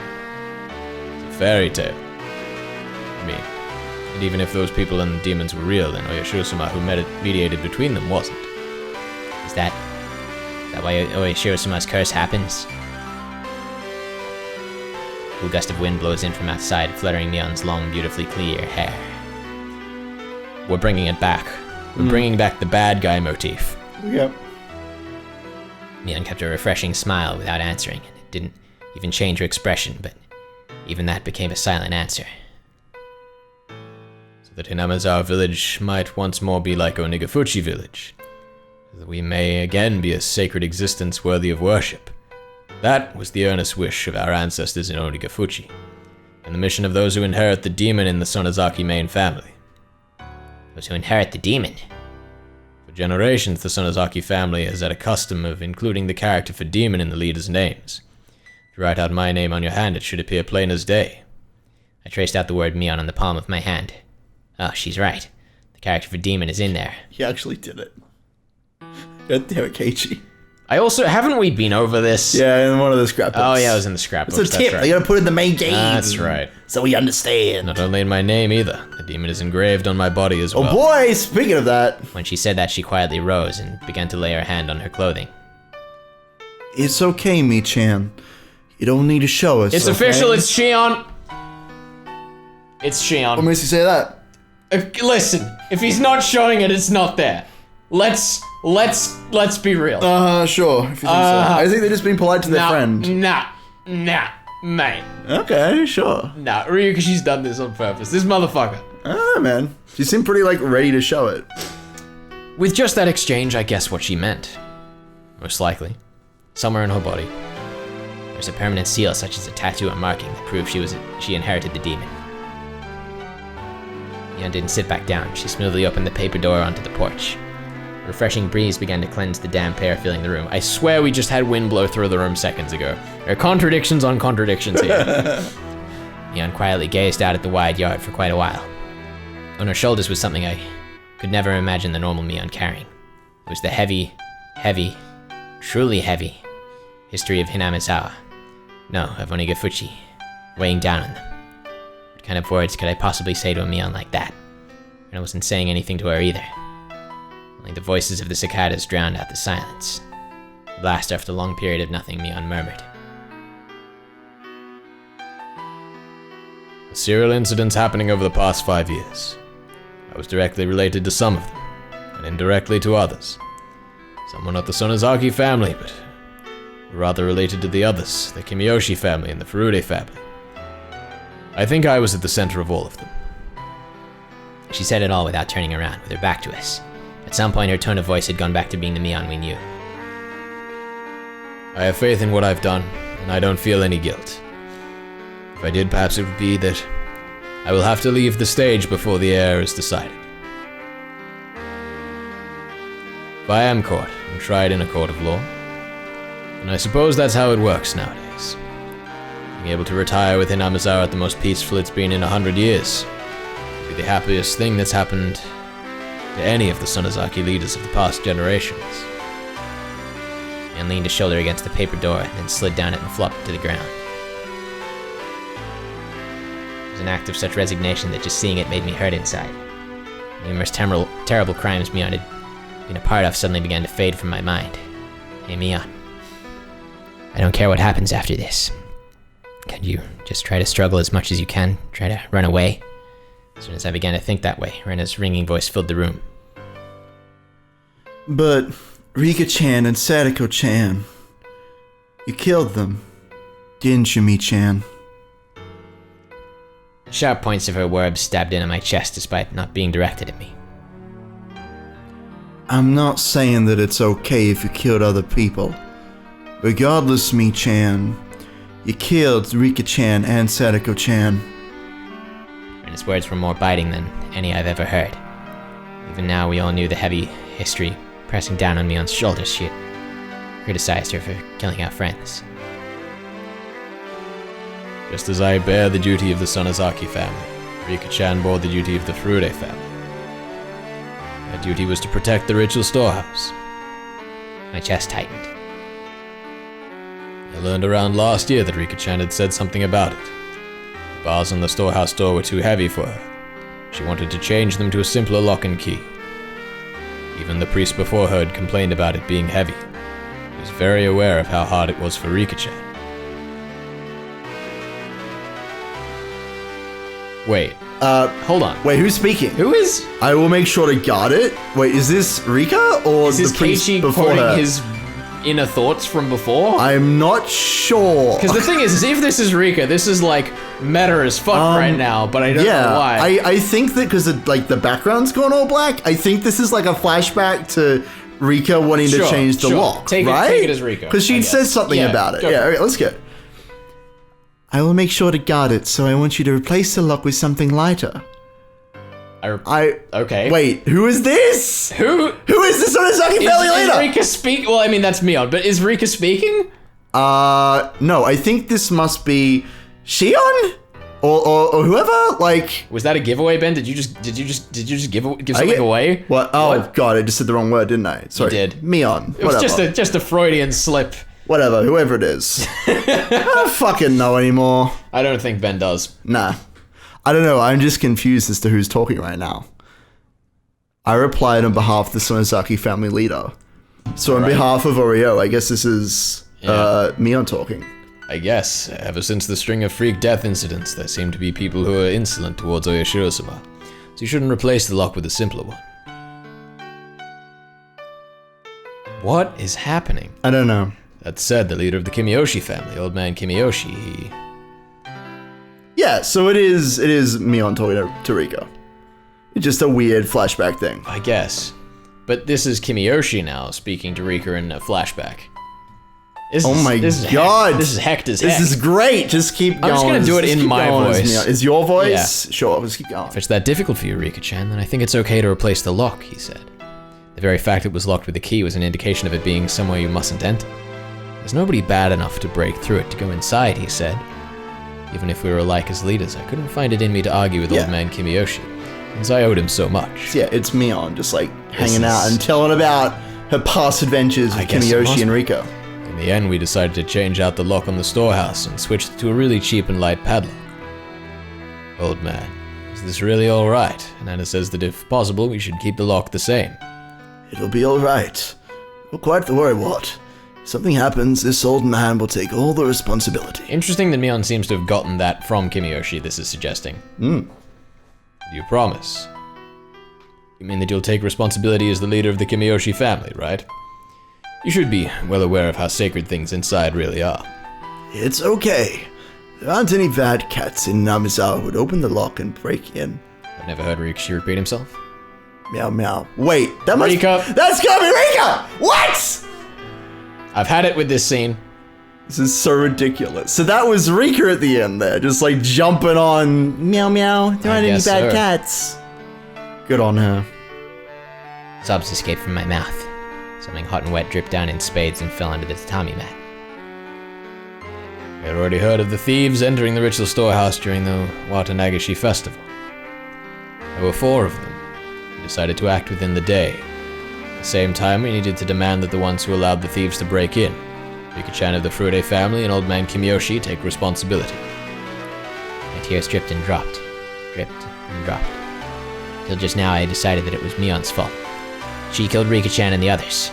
I was wrong. The one who killed them wasn't Mion, it was me. I might as well have killed them. Keiichi-kun. I had a chance to stop this tragedy from happening, and yet I didn't. Cheap curiosity got the better of me, and I didn't. If at the time I'd stopped from sneaking out of the ritual storehouse, Rika-chan and the others wouldn't have had to die. If I had, then nothing would have happened. We'd be spending our days having lots of fun like we always did. I was an idiot! If by shedding tears I could take it all back, then I would have filled up the room with them. However, such a meager act wouldn't be enough to redeem myself for the crime I've committed. Kei-chan, you're not at fault. Mion gently began to speak to me as if trying to reason with me. As the leader of the Sonozaki family, I needed to act. But given the history of the Sonozaki family, thinking about it now, it's no big deal. Maybe I should have saved my friends, even if it meant casting them aside. Even if it meant casting all that aside. I yielded to it, and that's why I killed those 2. I am Mion Sonozaki. Nobody else killed them. I had hundreds of chances to stop it, but I didn't stop. I gave in to the easy role that was handed to me. Abandoned all thought of fighting for my friends. So this is my crime. I killed them. Mion Sonozaki, with these hands, killed them. And nothing whatsoever changed. Nothing.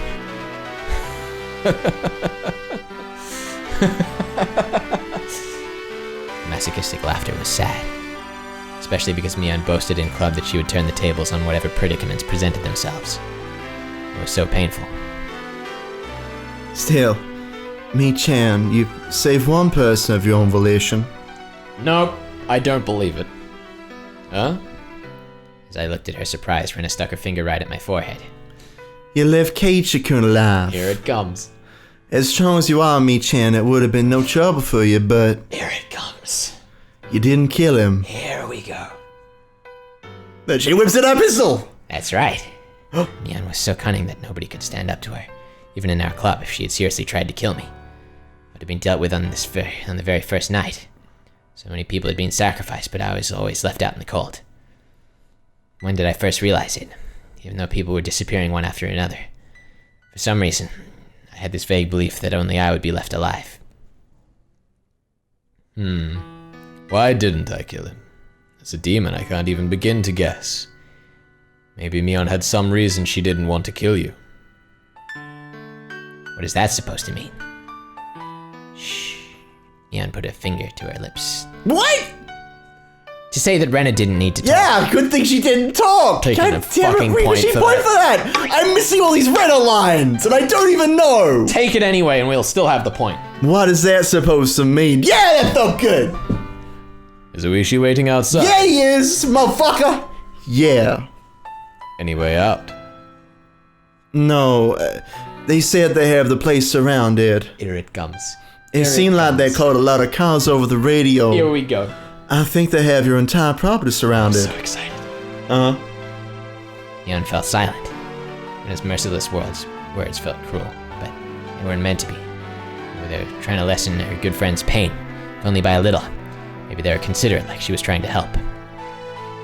Please, turn yourself in. Mion didn't open her mouth, but she smiled just a little. We'll go with you. We'll never leave a friend by herself until you get stuck in prison. Crying and children and Ren are the only things I can't beat. Adorable. She rose, scratching her head. Her face had turned entirely to that of the usual Mion. I'm well aware of how serious my own crimes are. Even if they accept me turning myself in, I'll probably never be able to come back here. I couldn't say anything. The number of deaths Mion was involved in was just too large. So much so that maybe recommending that she turn herself in was, in a way, extremely cruel. So I'd like you to hear one last selfish request. Here it comes! No, we're fine. Don't worry about it. It's a birthday present. What is it? 30 minutes is fine. Just let me have some time alone with Keiichi, and here it comes! Huh? The name suddenly came up and it looked like I was the only one surprised about that. I can't wiggle my eyebrows for very long before it starts to get weird, and like, am I really wiggling them or am I just making spasms with my face? Anyway, Keiichi-kun, is that okay with you? If you don't wanna, then I will make you. You're right. It's okay if you don't want to. After all, I'm a demon, and Kei-chan is a bona fide human. She moved here from somewhere else. For us to be compatible, so Yoshiro-sama doesn't exist to mediate. Simply isn't possible. Sounds fine to me. There was no reason for me to hesitate. None at all. Mion had been engulfed by a heavy unopposable tradition. Right now the duty of handling this had fallen to me and me alone. In fact, with me cornered, it would have been okay for her to blame me. However, Mion didn't say one word of blame. Far from it, I was guilty of the same crime, and she let me go. Amidst a fate she could not oppose, she saved me alone. I didn't know whether I should be thankful for that. Thinking upon it now, I didn't know how much easier it would be if I were to be granted the same punishment as Rika-chan and the others. The only thing I knew for sure was that I had an equal duty to bear the sins that Mion shouldered. When it came to Mion's last request, there was no reason for me to hesitate. Sure, it's fine. Thank you. I'd like to thank you too, Keiichi-kun. Rena stood up. It looked like she would keep her promise with Mion and leave. It's fine, Rena. You can wait right here. I just want to go around the yard with Kei-chan. If you're bored, you can go to my room. You can read any manga you like. And if there are any volumes you like, you might as well take them. I don't want to. Mi-chan's books belong to Mi-chan. Rena couldn't bring them back home with us so freely. You're such a good kid, only at times like this. He took Rena's head and rubbed it violently like I always did. Okay, let's go, Kei-chan. I began to walk after Mion, who headed for the hallway when Rena silently stopped me. Take care of Mi-chan. Nah, not of yourself, Keiichi. You'll be alive at the Nah, end you'll of be this, fine. I promise. Hey, you'll be fine. Don't worry about it. Mii-chan really does believe she won't ever be able to come back. I didn't know much about laws, but with as many deaths as she'd been involved in, the chances of her escaping a heavy punishment seemed non-existent. Watch out. Said you don't make her lose her temper, okay? Mion might not surrender herself to justice, so I might have to put an end to it myself. I never had already thought that far ahead. Right. I wouldn't let that happen. And I rubbed at her tears, which had fallen without me noticing them. Okay, then go after her. I nodded and followed Mion, who disappeared out the front door. Now Rena, go get the cops. God damn it. I could clearly hear Rena sobbing from the other side of the paper door. No! Don't make Rena cry! Why was- This is the worst crime. Why was Mii-chan made a successor to demons? Worst crime. Maybe it had just had to happen that way. But it's just so awful. Something hot burned down my cheeks. Here are my tears. I fiercely wiped them away. This was the last of my time I could offer to Mion, so I absolutely didn't want to let her see my tears during it. Mion was already waiting outside the front door. The achievement is called Sorry About That. Sorry about that. Yeah. That's Gamenasai. tasteless. Gamena boys. Let's okay. Here we go. I put on my shoes, tapped my toes against the floor a few times, and then left, and Mion timidly came over. Why is she turning red at a time like this? Oh, she's a cutie. Can I hold your arm? Ooh. Such a modest request. I don't mind. With my permission, her face lit up with glee, like a child being given a toy, and took my arm. You get kind of nervous with your arm through mine. Not thinking, for example, that I'd suddenly put you in a world-class joint lock or anything? You two say the same things. I don't think that. At all. Yeah, they both say the same things. They do, don't they? All two of them. All two of them. Well, Boss is two after all. Exactly. Back when nothing had gone wrong yet, during those nostalgic days of the bustling commotion at Angel Mort. I counted back and was amazed. It had only been 1 week ago. I'd been arm in arm with Shion then, too. Linking arms with Mion like this really reminded me that they were twins. How much strength they put into it, the sensation of their arms, their warmth and the blood flowing. I could feel that their living sensations were all exactly the same. I think Shion liked you, Keiichi. I see. So a regular conversation, I might have jumped back, red in the face. Right now, though, no matter what I heard, my mind remained at peace. Mion and Shion, you got along well, didn't you? Well, I wonder. Keiichi, do you think your right hand and left hand get along? Huh? My right and left hand? I don't think you could describe them as getting along or not. That's how our relationship is. We can't measure it by the scale of how well we get along. That didn't sound like it meant they got along really well. For example, one of your hands is dominant, so there'll always be a better hand. If you only had one of them, you'd put it on your dominant hand without thinking, right? I think maybe it was like that for us. That doesn't mean, though, that anyone would be okay with losing their left hand. It's that kind of unexplainable relationship. I think that maybe you I think that maybe you live too close together and just stop being able to see it, but I think that means you get along really well. I'm an only child, so the day before the festival, I was really jealous of when you and Shion were messing around with each other. I think you're jealous of something that doesn't exist. Yes. We twins used to have a lot of fun playing tricks on people, but now that we have such distinctly different personalities, it just gets in the way. Were they cursed or were they self-conscious? Their relationship was hard to understand for an outsider. Maybe that wasn't an issue someone like me should intrude on. Just staying silent and nodding gently was the best way to advance in the conversation. Mion passed through the wide yard and invited me into the big desolate forest we'd seen on the way in. Such a big forest was part of their property, so I couldn't help but feel small. It's huge. Must have had a great time playing in it as kids, huh? Mion seemed to be silently reminiscing. Couldn't look into her mind, but she was probably thinking back to those fun days when they played as sisters without any antagonism. Every time the wind blew, it caressed the treetops and leaves, making a swishing, murmuring sound. Mion remained silent for a long time, thinking back on her younger sister, whom she had gotten rid of with her own hands. There was no need for me to get a word in. Just walking like this, arm in arm, was enough. Mion suddenly stopped and turned. Shion is still alive. Really? Mion took a hard look into my eyes and then nodded quietly. Yeah, I'd been thinking to give her the most horrible death of all, so I had her locked up. Never did think of a good way to do it, though. Here we go. Take him there. Take him there. Mion sounded as though she hated Shion, but also deep down she didn't completely detest her. So I took my other hand and rustled Mion's hair with it. Mion didn't only save me, she saved Shion too. Mion may have become a demon and led many people to their deaths, but she fought against it and was able to save 2 people. As I petted Mion, she narrowed her eyes in an entranced smile, and untangled her arm from mine. And Mion quietly said, Come with me. Here we go. I want you to see all of my sins. Here we go. Although, Keiichi, it might be the worst thing you've ever seen. Here it comes. Motherfucker's You're gonna so die. excited. You're A so excited. motherfucker's gonna You die. didn't know that. Maybe you'll Yeah, be I fine. do. It's Yeah, alright. I do. So at least Rena isn't here. She'll be fine. Oh, no, So that's all that she matters. won't. Nah, she'll be fine. I could sense it. There I'd probably find all the sacrifices up until now.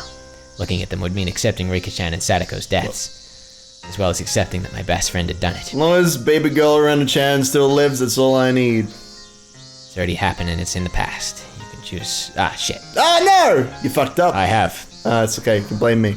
It's already happened, and it's in the past. You can choose not to look, Keiichi. If you don't want to, then just wait here. I'll personally end everything. I was taken aback by how ominous that sounded. I remembered what Renner had told me. Mion might not surrender herself to justice, but instead choose to put an end to things herself. I couldn't leave her on her own. Motherfucker gonna die. Besides, I agreed to her last request, didn't I? Even if it was hard for me to accept, I'd still do it. Even if I avoided looking, it was something that had already happened. Doesn't matter what I see. Yes? Mion Sonozaki is the best friend I could ever have. I won't change. Never will. The treetops softly swayed in the wind. You and Rena both. Why do you only get really cool at times like this? Normally I'd say something rude right back at her, evading the question, but today I didn't. I just answered with a smile. Also, the implication that Keiichi and Rena get cool when their friends go murdering people. Like, is this a regular occurrence in this town? So. Little do you know, there's like 20 people in the club a couple of years ago. Yeah, we're following the Watanagashi murders, but there are like 20 other murders that happen at different months of the year. That's Absolutely. just how they mark the calendar in It's Hinamizawa. true. Seasonal murders. Seasonal child murders. Fucking hell. Specifically. No. I just answered with a smile. That's nice. Smiles are good. Smiles are a sign of good things. Smiles are good. Thank you for covering for me drinking. You're very welcome. You could have just cut that out, but I decided to fill the silence with some of my great commentary. Hell yeah. Smiles are good. At last, Woo! the murderer started walking. What? Into the thick forest, into the deepest part where the murder hole Oh is. no. After following a thin path that looked like an animal trail for a while, we finally came across a steep incline with a tunnel that reminded me of a coal mine or a bomb shelter. We were surrounded by shallow hills that had been created in a spot not visible from the outside. There are many silhouettes of crows in the trees here and there. That's ominous as fuck. No, it's fine. It's almost like he's gonna crows die. Crows are associated with long life and Yes. love and no betrayals. Of course. No betrayals. The abnormal odor I'd been smelling for a while was doubtlessly escaping from inside this place. And definitely not spiritual shit. If you want to turn your back, now's your chance. I don't know what kind of person Mion Sonozaki is to you, but if you go inside, that Mion will probably... She won't change. I'll say it as many times as I need to. She's already dead on the floor in there. I'm sorry, Mion Sonozaki is the best friend I could ever have. What are you, a psychic? What was happening? I clenched my fists. Inside, there was probably a sight beyond anything I could imagine. If I let my guard down, I might end up vomiting. Even so, I'll endure it. I'll overcome this pain and this suffering. I'll never change that Mion is my greatest friend. I'm nothing more than a demon, so I don't understand human feelings anymore. I have a feeling, though, that I know why Mion fell in love with you.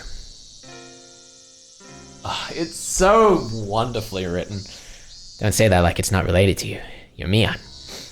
You're not a demon. You're human, with human blood, and you're my friend.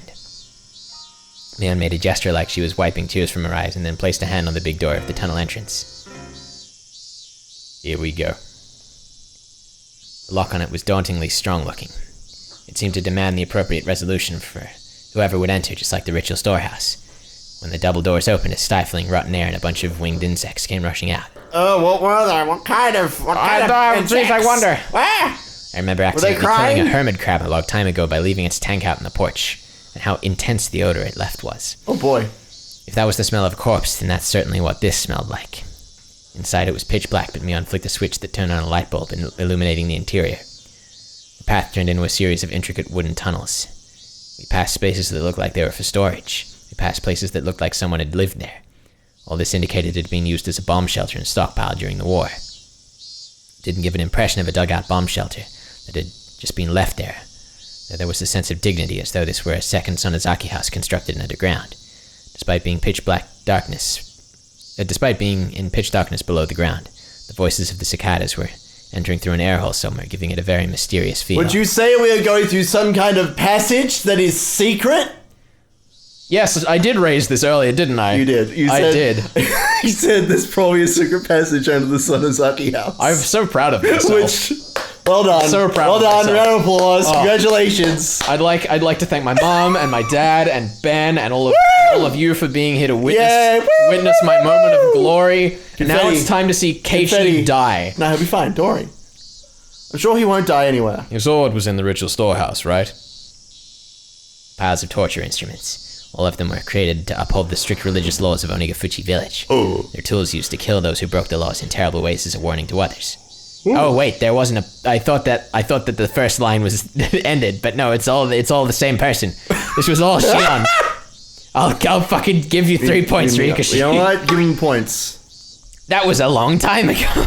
Good, I'm glad. Watanagashi, originally a ritual meant as a deterrent, was once overseen by the 3 families. But thanks to the Kimiyoshi and Furude families going into decline, and the way the times changed, actually carrying it out became difficult. I can imagine why. Never think people would be okay with drowning people in a swamp and killing them in modern Japan, he says so calmly as though that it's normal because you're in a place for it. That's why the Sonozaki family built this, a secret place so we could continue to conduct the rite of Watanagashi, even in modern times. Oh boy, that sounds like fun. What? Lead us, Mion, to death. Here's the thing, right? Is like, I don't believe that despite all of Mion's, admittance, that this is actually what's happening every year. Because, this is Arc 2. Yeah. What the hell are the next 6 arcs? That's a great question. Why are we giving Rid all this information? Admittedly, I wouldn't put it past Ryukishi to drop something like this and make it unfold into something even bigger later on. It's kind of his thing. It is definitely his thing. He lays out the exact truth, and you're like, that's not accurate. But and I then feel like this is too direct. You think so? I don't think. Listen, again, we're getting back to obfuscation versus lies. I don't think that what they're saying here is completely untrue. I'm sure that the Sonozaki family is still doing something with this bunker that is extremely questionable. However, I don't think that all of the previous incidents were them, because that would be kind of too much to drop when that seems to be the central tension. Maybe. I don't know. Maybe there's some reason for it. You don't know. I'm sure there is some reason for it, Ben. I'm throwing my theories as to what. I know. I'm very curious to see how that goes. Mion opened a large, strikingly different door, and inside was none other than another door. A modern storehouse for ritual implements. Oh boy! That's not a modern warehouse. That's the same warehouse. Oh my god! It's the same warehouse. Hello. Quite a few, isn't there? Ooh, Some of them were actually brought here from the original storehouse. Oh, this is fun. It is. All of the things that had been rusty and covered in dust, so they didn't seem that real. But the things in here were different. Why didn't they just bring it all down here? Every one of them had been well maintained and kept in a state that they could be used right away. Oh. Blades gleamed and spikes were sharpened. Oh no. And apparently there's a bicycle or something, whatever that is in the center frame. Yeah, I can see it too. Yeah, it's got the wheels. It's got everything. It's great. And perhaps as a precaution for the splatter of blood, the walls and ceiling were covered in the kind of tiling you would see in bathrooms. There's even a drain set amidst the slight slope in the floor. There's also a coiled rubber hose along the wall attached to a faucet, perhaps for cleaning up the spattered blood. This is fun. This is a murder hole. I like it. According to something a leader from a long time ago wrote, blood splatter has impact despite the fact it doesn't tax the sacrifice. Watanagashi was meant as a deterrent after all. My ancestors thought up all different kinds of things to show off. As she said that, Mion pointed deeper into the torture room, to a spot veiled in darkness. There was surprisingly a room floored with a tatami mat, and in the corner was a pile of cushions. They're seats for the audience. Watanagashi was meant as a deterrent, after all. I will laugh so hard if everyone is alive and they're just about to fucking gouge Keiichi in front of them. I thought you were gonna say have a party, but that works too. A blood party, yay! Wouldn't make sense if there were no guests. I couldn't speak and I couldn't think of anything to say anyway, except that if Mion revealing all this to me made her feel any lighter, then I was prepared to listen as long as I needed to. Right here is where I killed everyone. There were no spectators to watch me, but I did the Watanagashi very well. Well, perhaps there was one spectator. Huh? A spectator? Me. I, the demon, was watching the entire time Mion held the Watanagashi ceremony. Mion cackled in self-deprecation. It wasn't a nice-sounding laugh. Back there is the prison. Is Shion there? She nodded slightly. Mion's Watanagashi had ended today. I needed to tell Shion that I was safe without a moment's delay. After all, she was probably trembling in fear at this very moment, worrying about when she would be killed. The ostentatious door on the other side opened, revealing what must have been an incredibly expansive space based on the echo it made. Mion groped around in the darkness and a handful of naked light bulbs came on here and there. As my eyes adjusted, more and more of the great cave showed itself in the faint light. The walls were bare rock surface, and it felt so savage that bomb shelter was the most apt term for it. There were small, barred rooms built here and there, like holes made by insects biting their way through a giant piece of fruit. It was immediately clear that each one of them was a prison. Where is everyone? Rika-chan and Sadako? They're corpses. I grimaced at her having said it so outright. Yeah, that's right. The poor things being left here in the dark like this. I didn't want them to get infested with bugs, so I threw them down the well. I'm sorry. So you know how you said that was a mud hole? The grin on my face right now, Ben. The grin on my face. Oh boy, here we go. I'm sorry you all don't get to see this amazing money shot smile of the murder hole. The murder pit. The murder pit is real. There you go. I can't even see their faces in death. Once again, my feelings of regret at having confessed everything to Rika-chan came surging forth. If Mion hadn't attached the word sorry to the end of what she said, I might have punched her. Calm down, Keiichi Maibara. Oh god. You said it yourself. No matter what, Mion Sonozaki is your greatest friend. Yeah, my greatest friend. I needed to hear myself say it out loud. Then came the clattering of bars in one of the cells deeper in. So massive. When I noticed it, I looked up as well. Shion, is that Shion? Kei-chan, is that you, Kei-chan? I ran over to the cell. White hands were peeking out through the gaps in the bars. Really was her. You alright, Shion? Are you hurt? No. No! Shion's face twisted out of shape as she screamed. It was because Mion had appeared right behind me. Of course. Shion didn't know that everything was over yet. Calm down, Shion. Everything is already over. Everything. I spoke in as calm a voice as I could manage to try and soothe the agitated Shion. However, it didn't seem like it was getting through her screams. Shion, how have you been? No more, please. No more. I don't want to see anyone else die. If you hate me, then just kill me already. Remember, Mion was watching. Mion was watching, everyone. Pay attention. I'm the one you hate, right? Kill me. Kill me right now. Sis! Calm down, Shion. It's all over now. It's going to be alright. So calm down. Could have been Keiichi, but I think that was fine. Shion, who was screaming and rattling the iron bars back and forth, was truly in a frantic state. I gave a slight shrug of resignation, giving way to Mion. I'd realized that if Mion was the one who locked her in here, and if Mion was the one who had scared Shion this much, then Mion was also the one who could put an end to this. Mion spoke from over my shoulder, quietly. Relax. I won't kill you. No, I won't kill you just yet.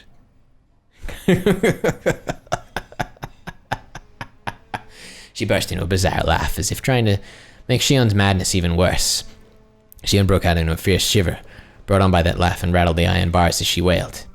Please stop! Don't kill Kei-chan! Kei-chan has nothing to do with this, does he? If you're gonna kill someone, then kill me right now. I don't want anyone else to die.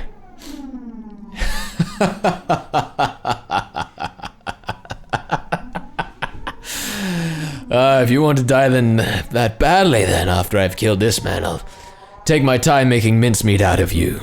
In accordance with the ancient rites, I'll do it slowly, starting with your extremities. I'll shave you down and mince you. I had that mincing machine set up specifically for you, after all. Would it be funnier if I were to mince up Keiichi in front of you? Hey, quit it already. What do you have to gain by scaring her at this point? No, Keiichi, run away! I tried to rebuke Mion for flinging terrible words at her this late in the game, but when I turned around, Mion's mouth, so much so that it was harder to believe, had twisted into a shape even thinner than a crescent moon. It was a smile. I could sense it like a jolt of electricity. The person here wasn't my best friend Mion. It wasn't the Mion Sonozaki who had been tossed about by her heavy duty of succeeding the Sonozaki family either. Then, who was she? I saw sparks flying before my eyes, like what happens when you get hit in the back of the head. Yeah. The strength of my body drained instantly, and my head suddenly became heavy. My knees buckled under the temptation and hit the floor, and my whole body abruptly collapsed. My face should have hit the floor, but it was comfortable, as if I had fallen onto a down-filled futon. My consciousness reeled, then receded. It was the kind of sensation like if you took a nap in the car, but you're still half awake and could listen to your parents talking as if they were far away. No, you wouldn't be listening. You'd only be hearing it. It was happening so far away and the conversation was completely unrelated to you, so I have no interest in it. So whether Shion was yelling in my ears or Mion was in vulgar hysterics, I didn't think it annoying nor interest me. Now then, I wonder how I should go about preparing you. Oh yes, what do you think of a bed of nails? I tested it on those two little brats, but their hands were too small for the restraining table. Let's do that. Mion held me up from behind and dragged me across the floor. The soles of my feet scraped on it, and one of my shoes fell off. No, please stop, sis. Please, stop. Shion's emotions exploded outwards, and she burst into bitter weeping. As if her crying had whetted Mion's interest, she flung me down and returned to the prison cell again. My, you sure can cry with a cute voice, can't you? Your unnatural bravado is making my skin crawl, but this definitely suits you the best. Mion, my big sister, I beg you. I don't care how you choose to kill me, but please at least let Keiichi go. I'm begging you. Shion had always acted as though she were cut above her older sister. Shion, in such a miserable voice that I couldn't have imagined it during those peaceful times, prostrated herself before the older sister she used to scoff at and plead forgiveness. Mion looked down with an expression of cool indifference, one that was plainly smiling with joy. You know, I wasn't planning on listening to your petty wishes. The way you're crying, though, is just too funny. I think maybe I'll change my mind and listen to you. Since, come to think of it, I never did anything big sister-like for you. Yes. Thank you so much. All right then. Let's see you apologize for everything. Then maybe I'll let it all be water under the bridge. And maybe, just maybe, I'll let Kei-chan go. You're enjoying this just as much as Mion is. Oh, I absolutely You're am. like, you got the face on, you're gesturing with your hands. Ben, you're not about to get out of this room alive. Oh, I am fucked. Mion said she might let me go, but she never said anything about letting Shion go. Before long, Shion got on her hands and knees behind the bars and began to speak weak words of apology. They were too faint for me to hear, but their intention got across. Despite having watched her with a magnificently jubilant expression, Mion kicked the bars and declared she was unsatisfied. Think you can make up for years of grudges and hard feelings like that? That will. Just will not do. I guess I'll make mincemeat out of you both. No, wait, sis. One more chance. Just one more chance. Mion stopped and waved her hand in resignation. Not because she had grown impatient, but only because she was taking delight in abusing Shion. You can't apologize to my satisfaction anyway. I'll teach you how to make an apology that will get through to your older sister. I'm only going to tell you once. And if you get even a letter wrong, you're out. Got it? Yes. Thank you, sis.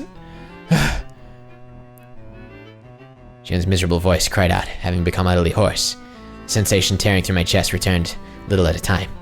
I realized there was feelings of anger bubbling up. I was slowly regaining control of my body, for I was only able to feel my skin and my blood flowing at the moment. I still couldn't voluntarily move my fingers. Did you memorize it? Then let's hear you say it.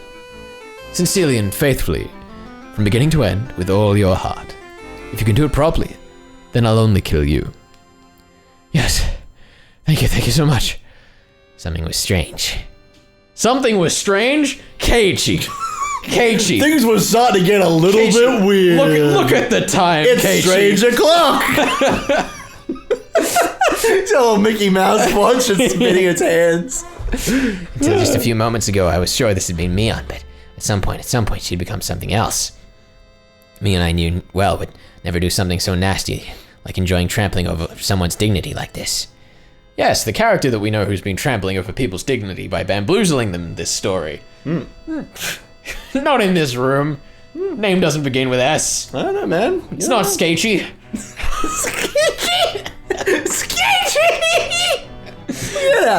Get out of here. Now, let's hear it.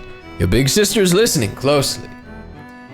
Shion Sonozaki is... When I ran over to Shion's cell earlier, had the real thing been swapped out with a fake right behind me? Anyway, this couldn't possibly be Mion. Shion Sonozaki is a lowly, worthless sow, not even fit to lick her big sister Mion's feet. When I think of it, the countless times I've been rude to my big sister without knowing my place. Yes, that's the spirit. I'll permit you to say a little more now, okay? Blood circulated through my whole body. My numb senses were returning, just a little more. While Shion is still holding Mion's... No, that thing pretending to be Mion's attention. Hurry up. I reflect on how impertinent I've been and swear loyalty to my big sister Mion for the rest of my life. So...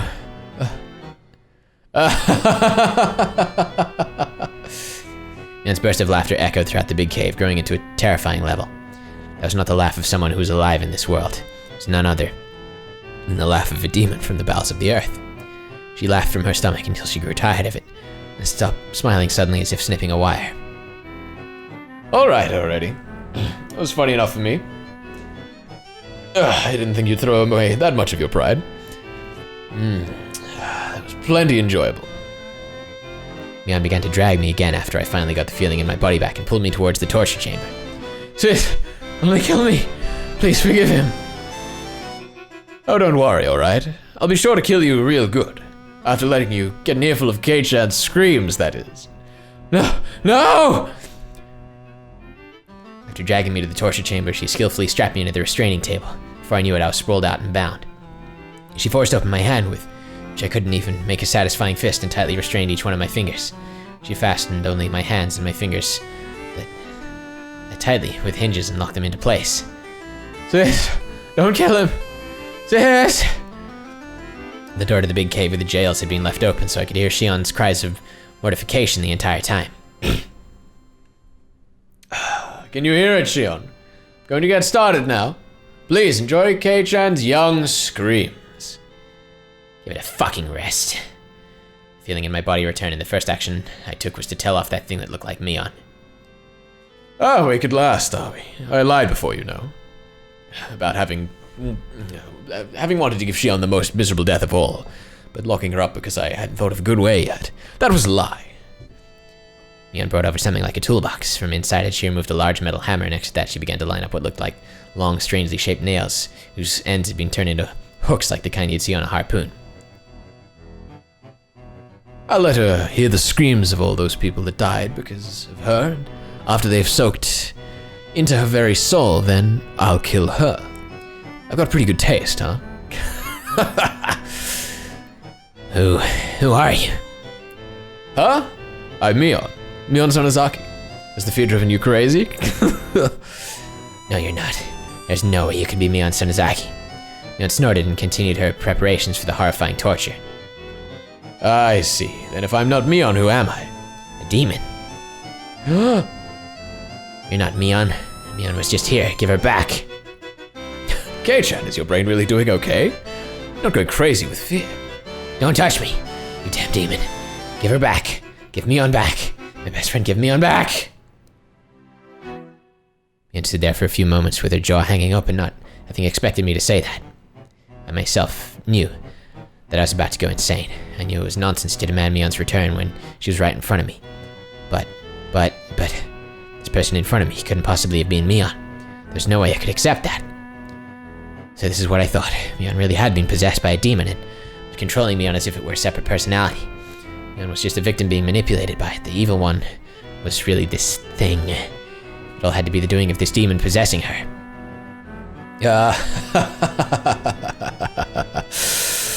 When Mion heard that, she started to guffaw, and laughing so hysterically that she started to cough and almost choked. You really are a piece of work, you know that?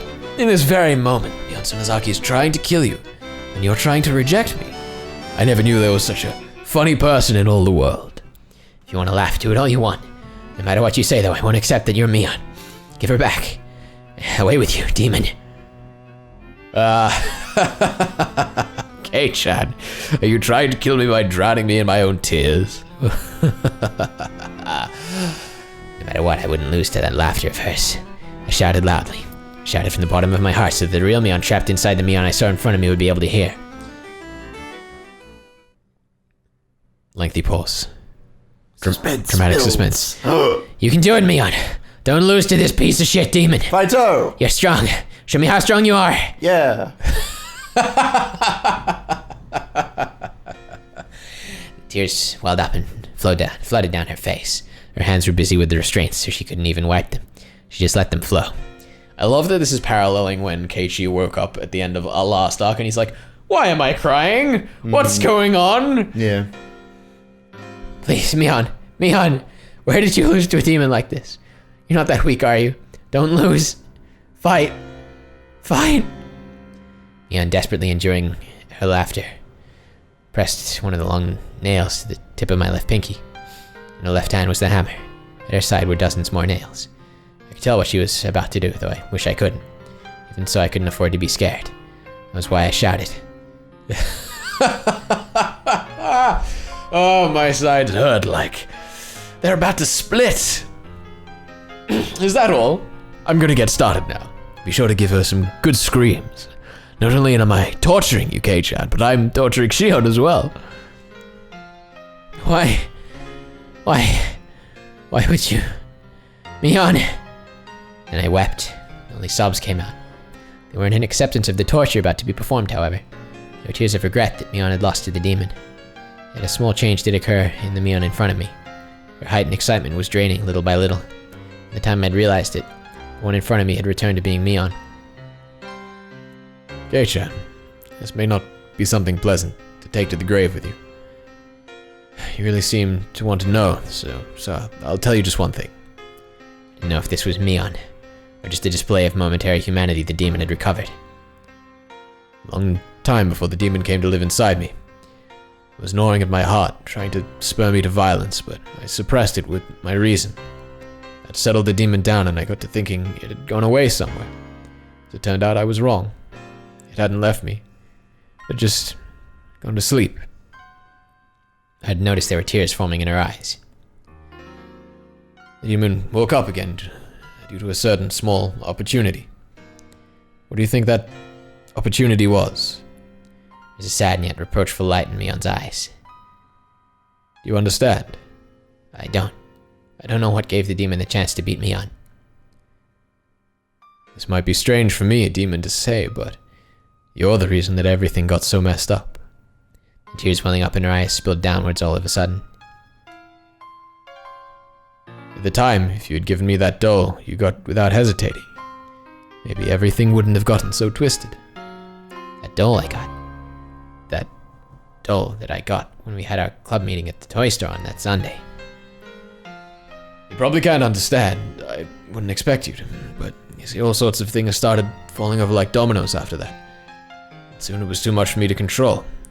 It only makes sense that you wouldn't be aware of knocking over the first one, since it was so small, but you're the one who set it up.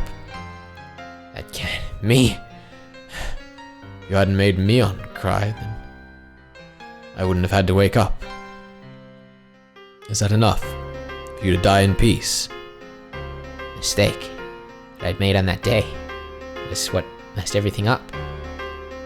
That can't be, can it? It only makes sense that you wouldn't be aware of it. Even so, Kei-chan, you're without a doubt the cause. If you had nonchalantly given me that doll that day, then I don't think this would have happened. I wanted to say, I just remembered something as I recalled that day. Rena had told me about that, and I thought I had apologized. I didn't apologize to Mion, though. It had been Shion. In other words, oh god, I hadn't said a single word of apology to Mion. Today I came to this house saying I had something to apologize for, but I never said a word of apology about this. Come to think of it, when I apologized for going into the ritual storehouse, Mion looked a little bit lonely, like she was disappointed. Why didn't I realize that until just now? Rena told me at the time, and now she herself, no, the demon was telling me. It's the only way for a dense idiot like me to be cured to die altogether. I could no longer hold back the hot tears from pouring out of me. I simply just cried and reflected indifferently on the taste of my tears and the taste of regret. Good nice start now, then. His method of torture is very simple. Nail one of these things into the joint on the end of your left pinky finger, and I'll nail each one in order until I get to your thumb. Then I'll go back to your pinky, nail one into the joint in the middle. So on and on until I hammer 15 nails into your left hand. When that's over with, I'll do your right hand next. After that, if you're still conscious, I'll tell you. There are a lot of nerves bundled in your fingertips, so it hurts far more than you can imagine. Some people apparently pass out before you finish hammering 30 nails into their hands, so... Mion pressed the tip of a nail to my left pinky finger. My wrists, my arms, and all the joints on my fingers were strapped in so tightly it hurt, and I couldn't even twitch. I didn't hesitate at all when I was torturing the others. Why do I hesitate now? If this will satisfy your demon, Mion. If you'll say it to the demon, then do to me what you will. Are you serious? Compared to how much I hurt Mion, this is nothing, right? Do as much as you want. In exchange, promise me 2 things. Mion was silent. She did, however, wait for me to speak. After you're satisfied with causing me pain, forgive Shion. She's been punished enough to make up for her crime of sneaking into the storehouse, hasn't she? After all, you can still worry about Shion more than yourself. The other thing is that when you've had your fill, you disappear. Give that body back to Mion. That's all. You know, you're not even considering possibly begging for your life or anything. Can I ask you to promise 3 things instead of 2? The third is to leave me alive. You said 2 in the beginning, didn't you? So you can't have any more. That's a shame. Yeah. Such an abnormal situation, Mion and I laughed quietly together as if sharing in a stupid joke. Probably won't keep these promises, understand. I'm a demon after all. I guess there's nothing I can do then. I recalled tightening my hands in a fist when enduring the pain at the dentist's office. Right now, though, they were opened all the way to my fingertips, so I couldn't even grip them. So instead, I tightened my toes. Okay, do it. I've prepared myself already, so do it. You waiting like this to hammer the nails in is scarier. It's going to diminish my readiness after all. I'm gonna put down the hammer and gently stroke my cheek. Keiichi, I'll agree to just the third thing, okay? Huh? My third wish, to save me. She'll agree to it? Your first wish, to save Shion. That's long done for. The demon will kill her. It's already been decided, so I can't stop it. So give up on that. Her delicate fingers slid from my cheek to my chin. As for your second wish, to give this body back to Mion, that won't happen either. After today, Mion will never come back. From today on, even if my body is here, it will just be a body, because the Oni has taken it over. That isn't true. Mion is Mion. Don't say such sad things like that. She won't ever come back. Can you hear it? That sound. Mion gently closed her eyes and listened.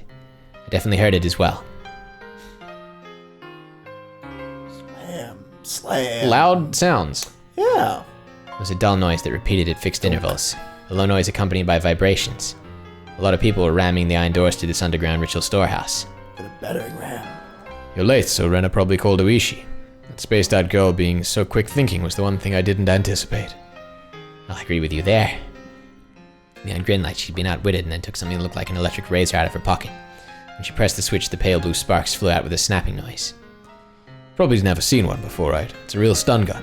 It's illegal, and its output has been increased quite a bit. Is that what you hit me with before? That's not a toy children should be playing with, you know? You're right. She seemed to want to use the stun gun on me. Unable to move, I felt her press the cool lump of metal to my neck. I heard a roar as though they'd broken down the first large door. The holes were a bit complex, but aside from the door to this very torture chamber, there was nothing in their way. I won't kill you. I will have you go to sleep for a bit, Keiichi. I wish you will be here soon.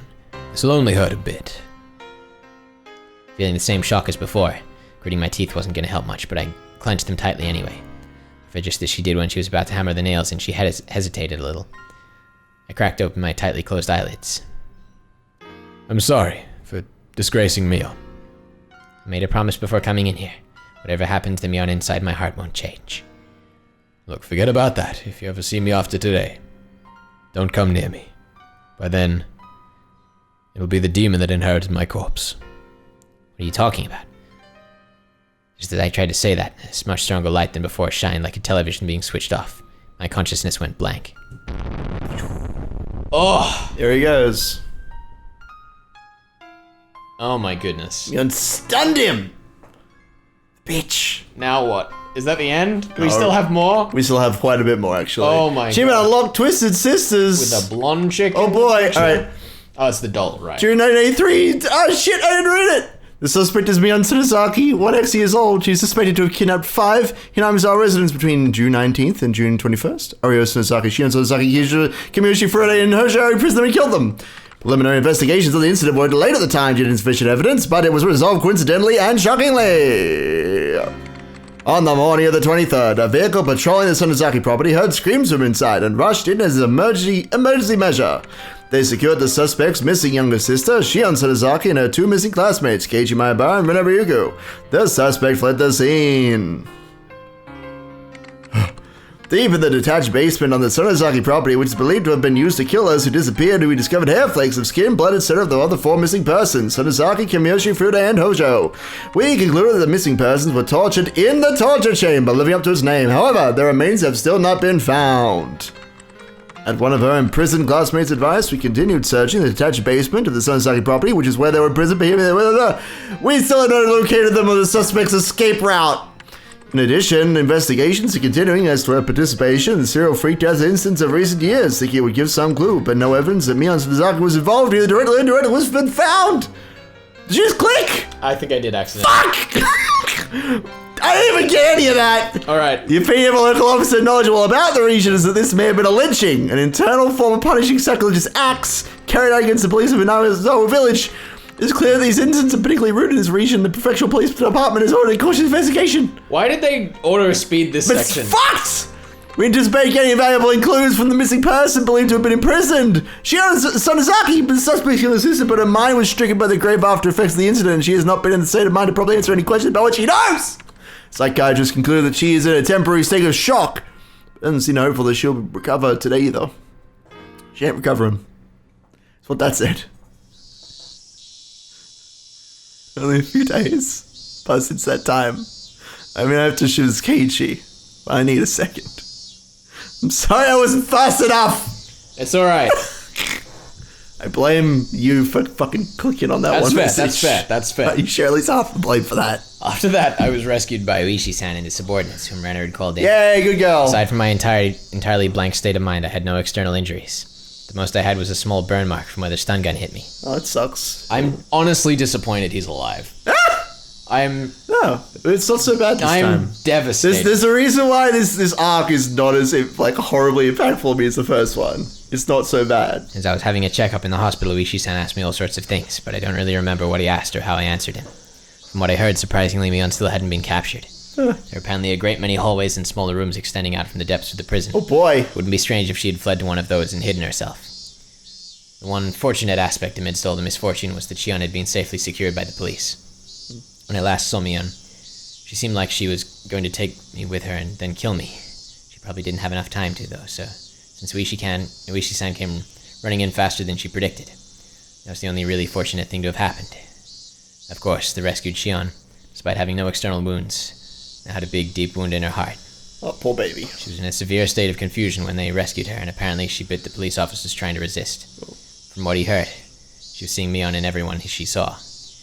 Hated not only the hospital, but even her own home. And and had shut herself up somewhere in Shishibone, hiding her location. Additionally, in fear that Mion would come for her, she was moving from place to place every day, and even her parents weren't sure where she actually was. Wherever she was living, even now, Shion was spending her days in fear of Mion's shadow. The police were investigating the Sonozaki's underground storehouse at this moment, since they couldn't find the remains of other sacrifices. Hadn't Mion thrown the corpses into a well? I had the feeling I'd said that to him. I meant a hidden tunnel vertical like a well was somewhere in those underground passages. The secret underground, without any maps or architectural drawings, which had swallowed up the remains of Rika-chan and Sadako, and everyone else was still unwilling to speak the truth. I was brought back to that basement again, too, for an on-the-side inspection or something, but I didn't remember it being of any help. Never wanted to go back there again. It's fucked. For days afterwards, the Sonozakis living in a Kinamiya, in other words, Mion and Shion's parents, the big-name Yakuza, would come to our house to apologize, bringing many of their followers with them.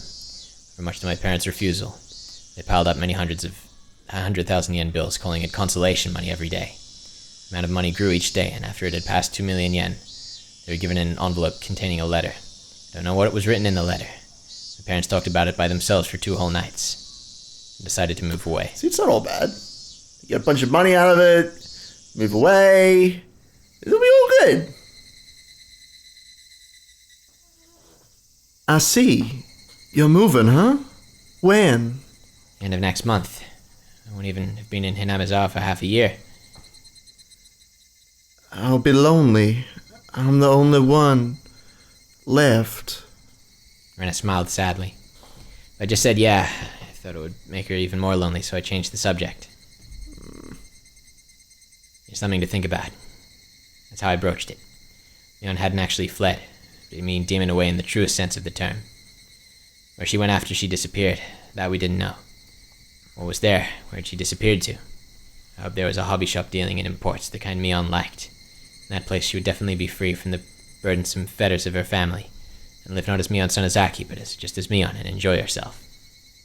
Maybe she's already met up with Sadako and Rika-chan. They must also have been waiting for the day Rena and I would join them, spending all their time doing club activities, as lively as they always were. When I told Rena that, she smiled and nodded to me. The incidents the Sonozaki family had been trying so hard to hide, too, were exposed to the magazines from this single tiny seam. The serial incidents of recent years were all pulled up like a long vine in the ground one by one, and for many days, news of it was brought up on talk and variety shows. The shows, which were comedic and silly, never once tried to touch upon the grim, heavy history that Mion had been bearing. It made me mad to see them bringing this stuff up in jest, but there was nothing I could do about it now. How big an impression these short few weeks I'd spent in Hinamizawa have on my life. During these few weeks, I met my best friends, had the best experiences of my life, and would probably never forget it for as long as I lived.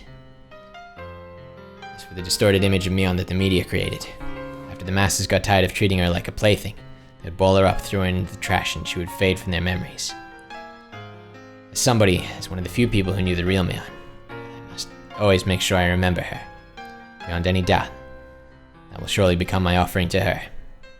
The sky reached so far up, and towering cumulonimbus clouds floated through it. The real summer was just before our eyes.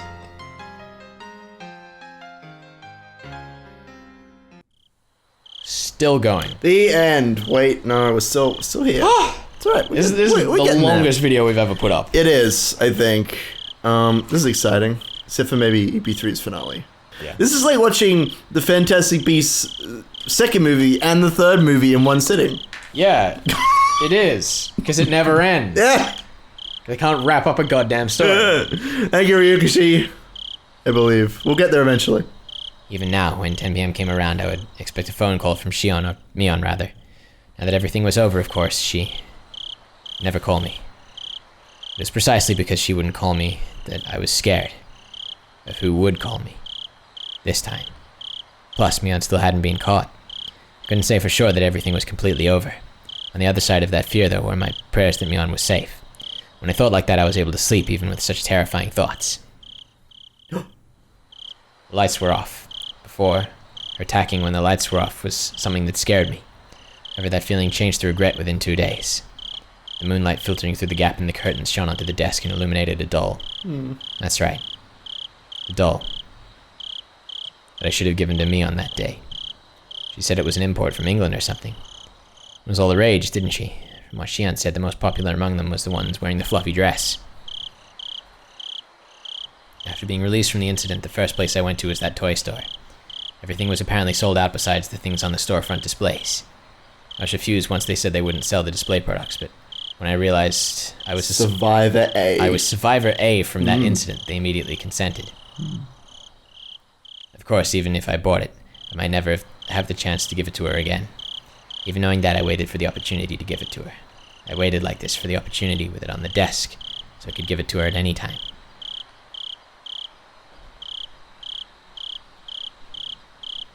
Lengthy pause. That sound. Blonk. There was a weird noise. It was a noise I wasn't used to hearing. It was too big to be raindrops, and it was completely different from the sound lost bugs make when they ram into fluorescent lights. I would call it more like a doink than a plonk, personally. Uh-huh. But you know what? This works too. I figured I must have misheard and nestled back into my futon. Doink. The noise happened again. I wasn't hearing things. I definitely heard it.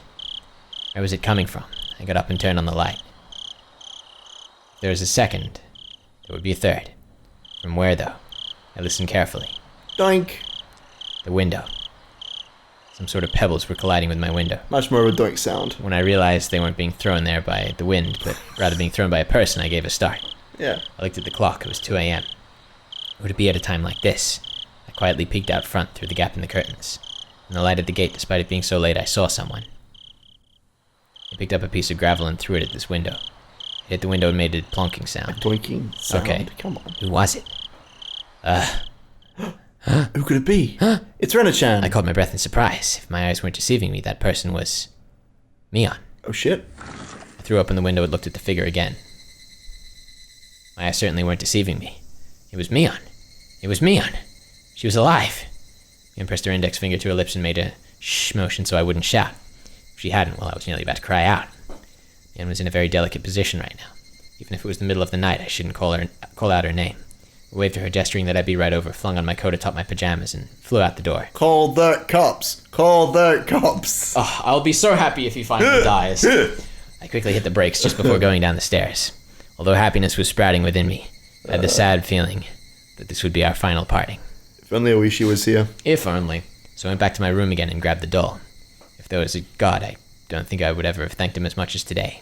Even if it would be the last time we ever saw each other. I was so grateful for this one chance to give it to her. I slipped into my sandals, unlocked the door, unhooked the chain, and leapt out of the house. Literally jumped through the doorway. Mion! It's been a while. How are you? Been doing alright? It was like how we used to meet every morning. Mion waved to me and responded like she always did. It was doubtlessly Mion. The real Mion. Are you alright hanging around this place? I really shouldn't be. She certainly wasn't acting like she knew the police were following her. It's almost like she was a patient who had gotten tired of staying in hospital and had snuck out. Lines that should not be ignored. Her speech was relaxed enough to make me think that, and I couldn't help but be surprised. That relaxation, I thought, was more like Mion, and I was happy for it. Anyway, what's wrong? What do you need at this hour? I wanted to talk to you one last time. That was when I noticed them. On Mion's forehead were big droplets of sweat. Her expression, too, which I thought to be a satisfied smile, was, upon closer inspection, trembling slightly, and I realized that she was forcing it. Well, I can't stay for any longer. A pain note was beginning to enter her words as well, as if just smiling was a feat for her. Are you alright? Not feeling well? I tried so hard until now, but I can tell I'm done. This is my limit. They're about to come up behind me to take me away. Mion's smile crumbled and started to stiffen. Did she push herself this much to come all this way for me? Her laughter cut off and changed into rough breathing. I reached out to rub her back, but she knocked me away. Are you okay? Don't force yourself. That's right. I had something to give you, Mion. This doll. I'd wanted to do this one last thing, because I knew how little time you had left. But this last thing, There it is. There it goes. It's the blood effect! Oh, the nostalgia.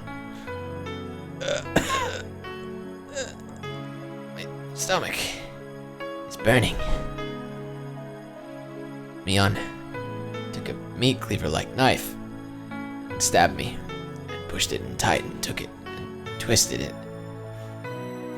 Ooh. Mion, hey, what? It hurts.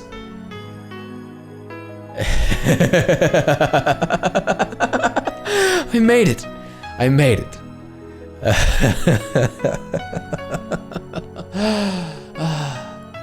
cowered on the ground.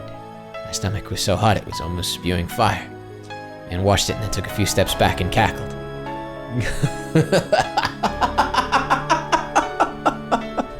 I've done it. I've done it all. That's everyone I wanted to kill.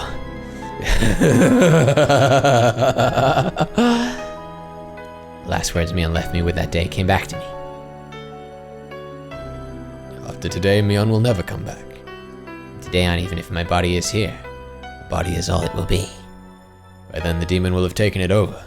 The demon.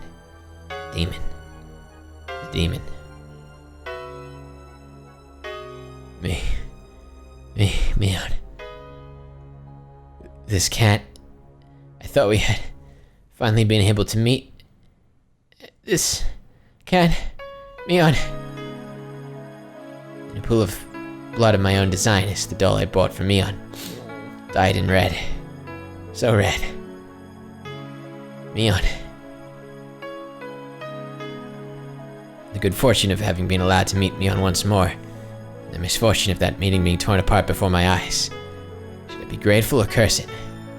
My emotions were neither of those as my consciousness sunk deep into a blank swamp. The doll I bought from Mion, the blood had ruined it.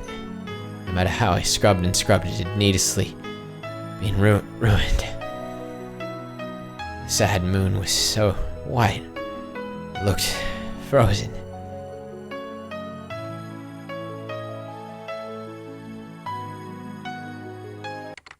Still going, June 28, 1983. I'm on it this time. A violent incident occurred in Hinamizawa village, Shishimori City, Access Prefecture. The victim was Keiichi and Rena, also a victim of the previous string of disappearances.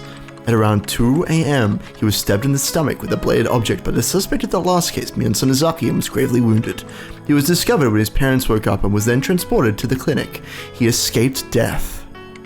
Again, the criminal fled the scene. Why can't he just die? Because he's invincible! Hurry up! On the same day at approximately the same time, a fatal accident occurred in the Kamiishikiya apartment complex in Shishibone City, Access Prefecture. The victim was Shion Samizaki, also a victim of the previous string of disappearances. Late on the same night, neighbors overheard her having a big fight with someone and informed the manager. The manager used a master key to enter the room and discovered that the victim had fallen from an 8th floor balcony to her death. The room had been torn apart and appeared to show traces of a fight. One neighbor has frequently visited the Sonozaki house for a long time and testified that he heard what sounded just like the two sisters having a fight, trading insults back and forth. We believe this was related to the injury case that occurred the same day in Hinamizawa village, perpetrated by said incident suspect, and did a thorough search of the room, but we could not find any traces that would imply that anyone but the victim was present. The victim fell straight down to the foliage of a parking strip. Her neck broke and she died immediately. Her clothing was disheveled and had markings that would imply a scuffle. We also believe, however, that it could have been an insanity-induced suicide attempt, based on the particular mental state of the victim after the incident. We're conducting a thorough examination on both fronts, suicide and homicide. Is that it? There we go. Holy crap. There we go. Oh, I need a nap after that.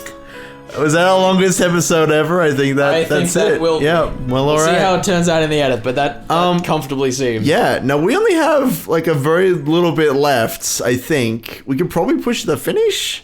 How you feeling? Not in this video, ladies and gentlemen. Fair enough. We'll see you next time. Next time on this show. Next time on Keiichi finally fucking dies. Nah, he'll live forever. Fuck you, let's go. Fighter. Ipa.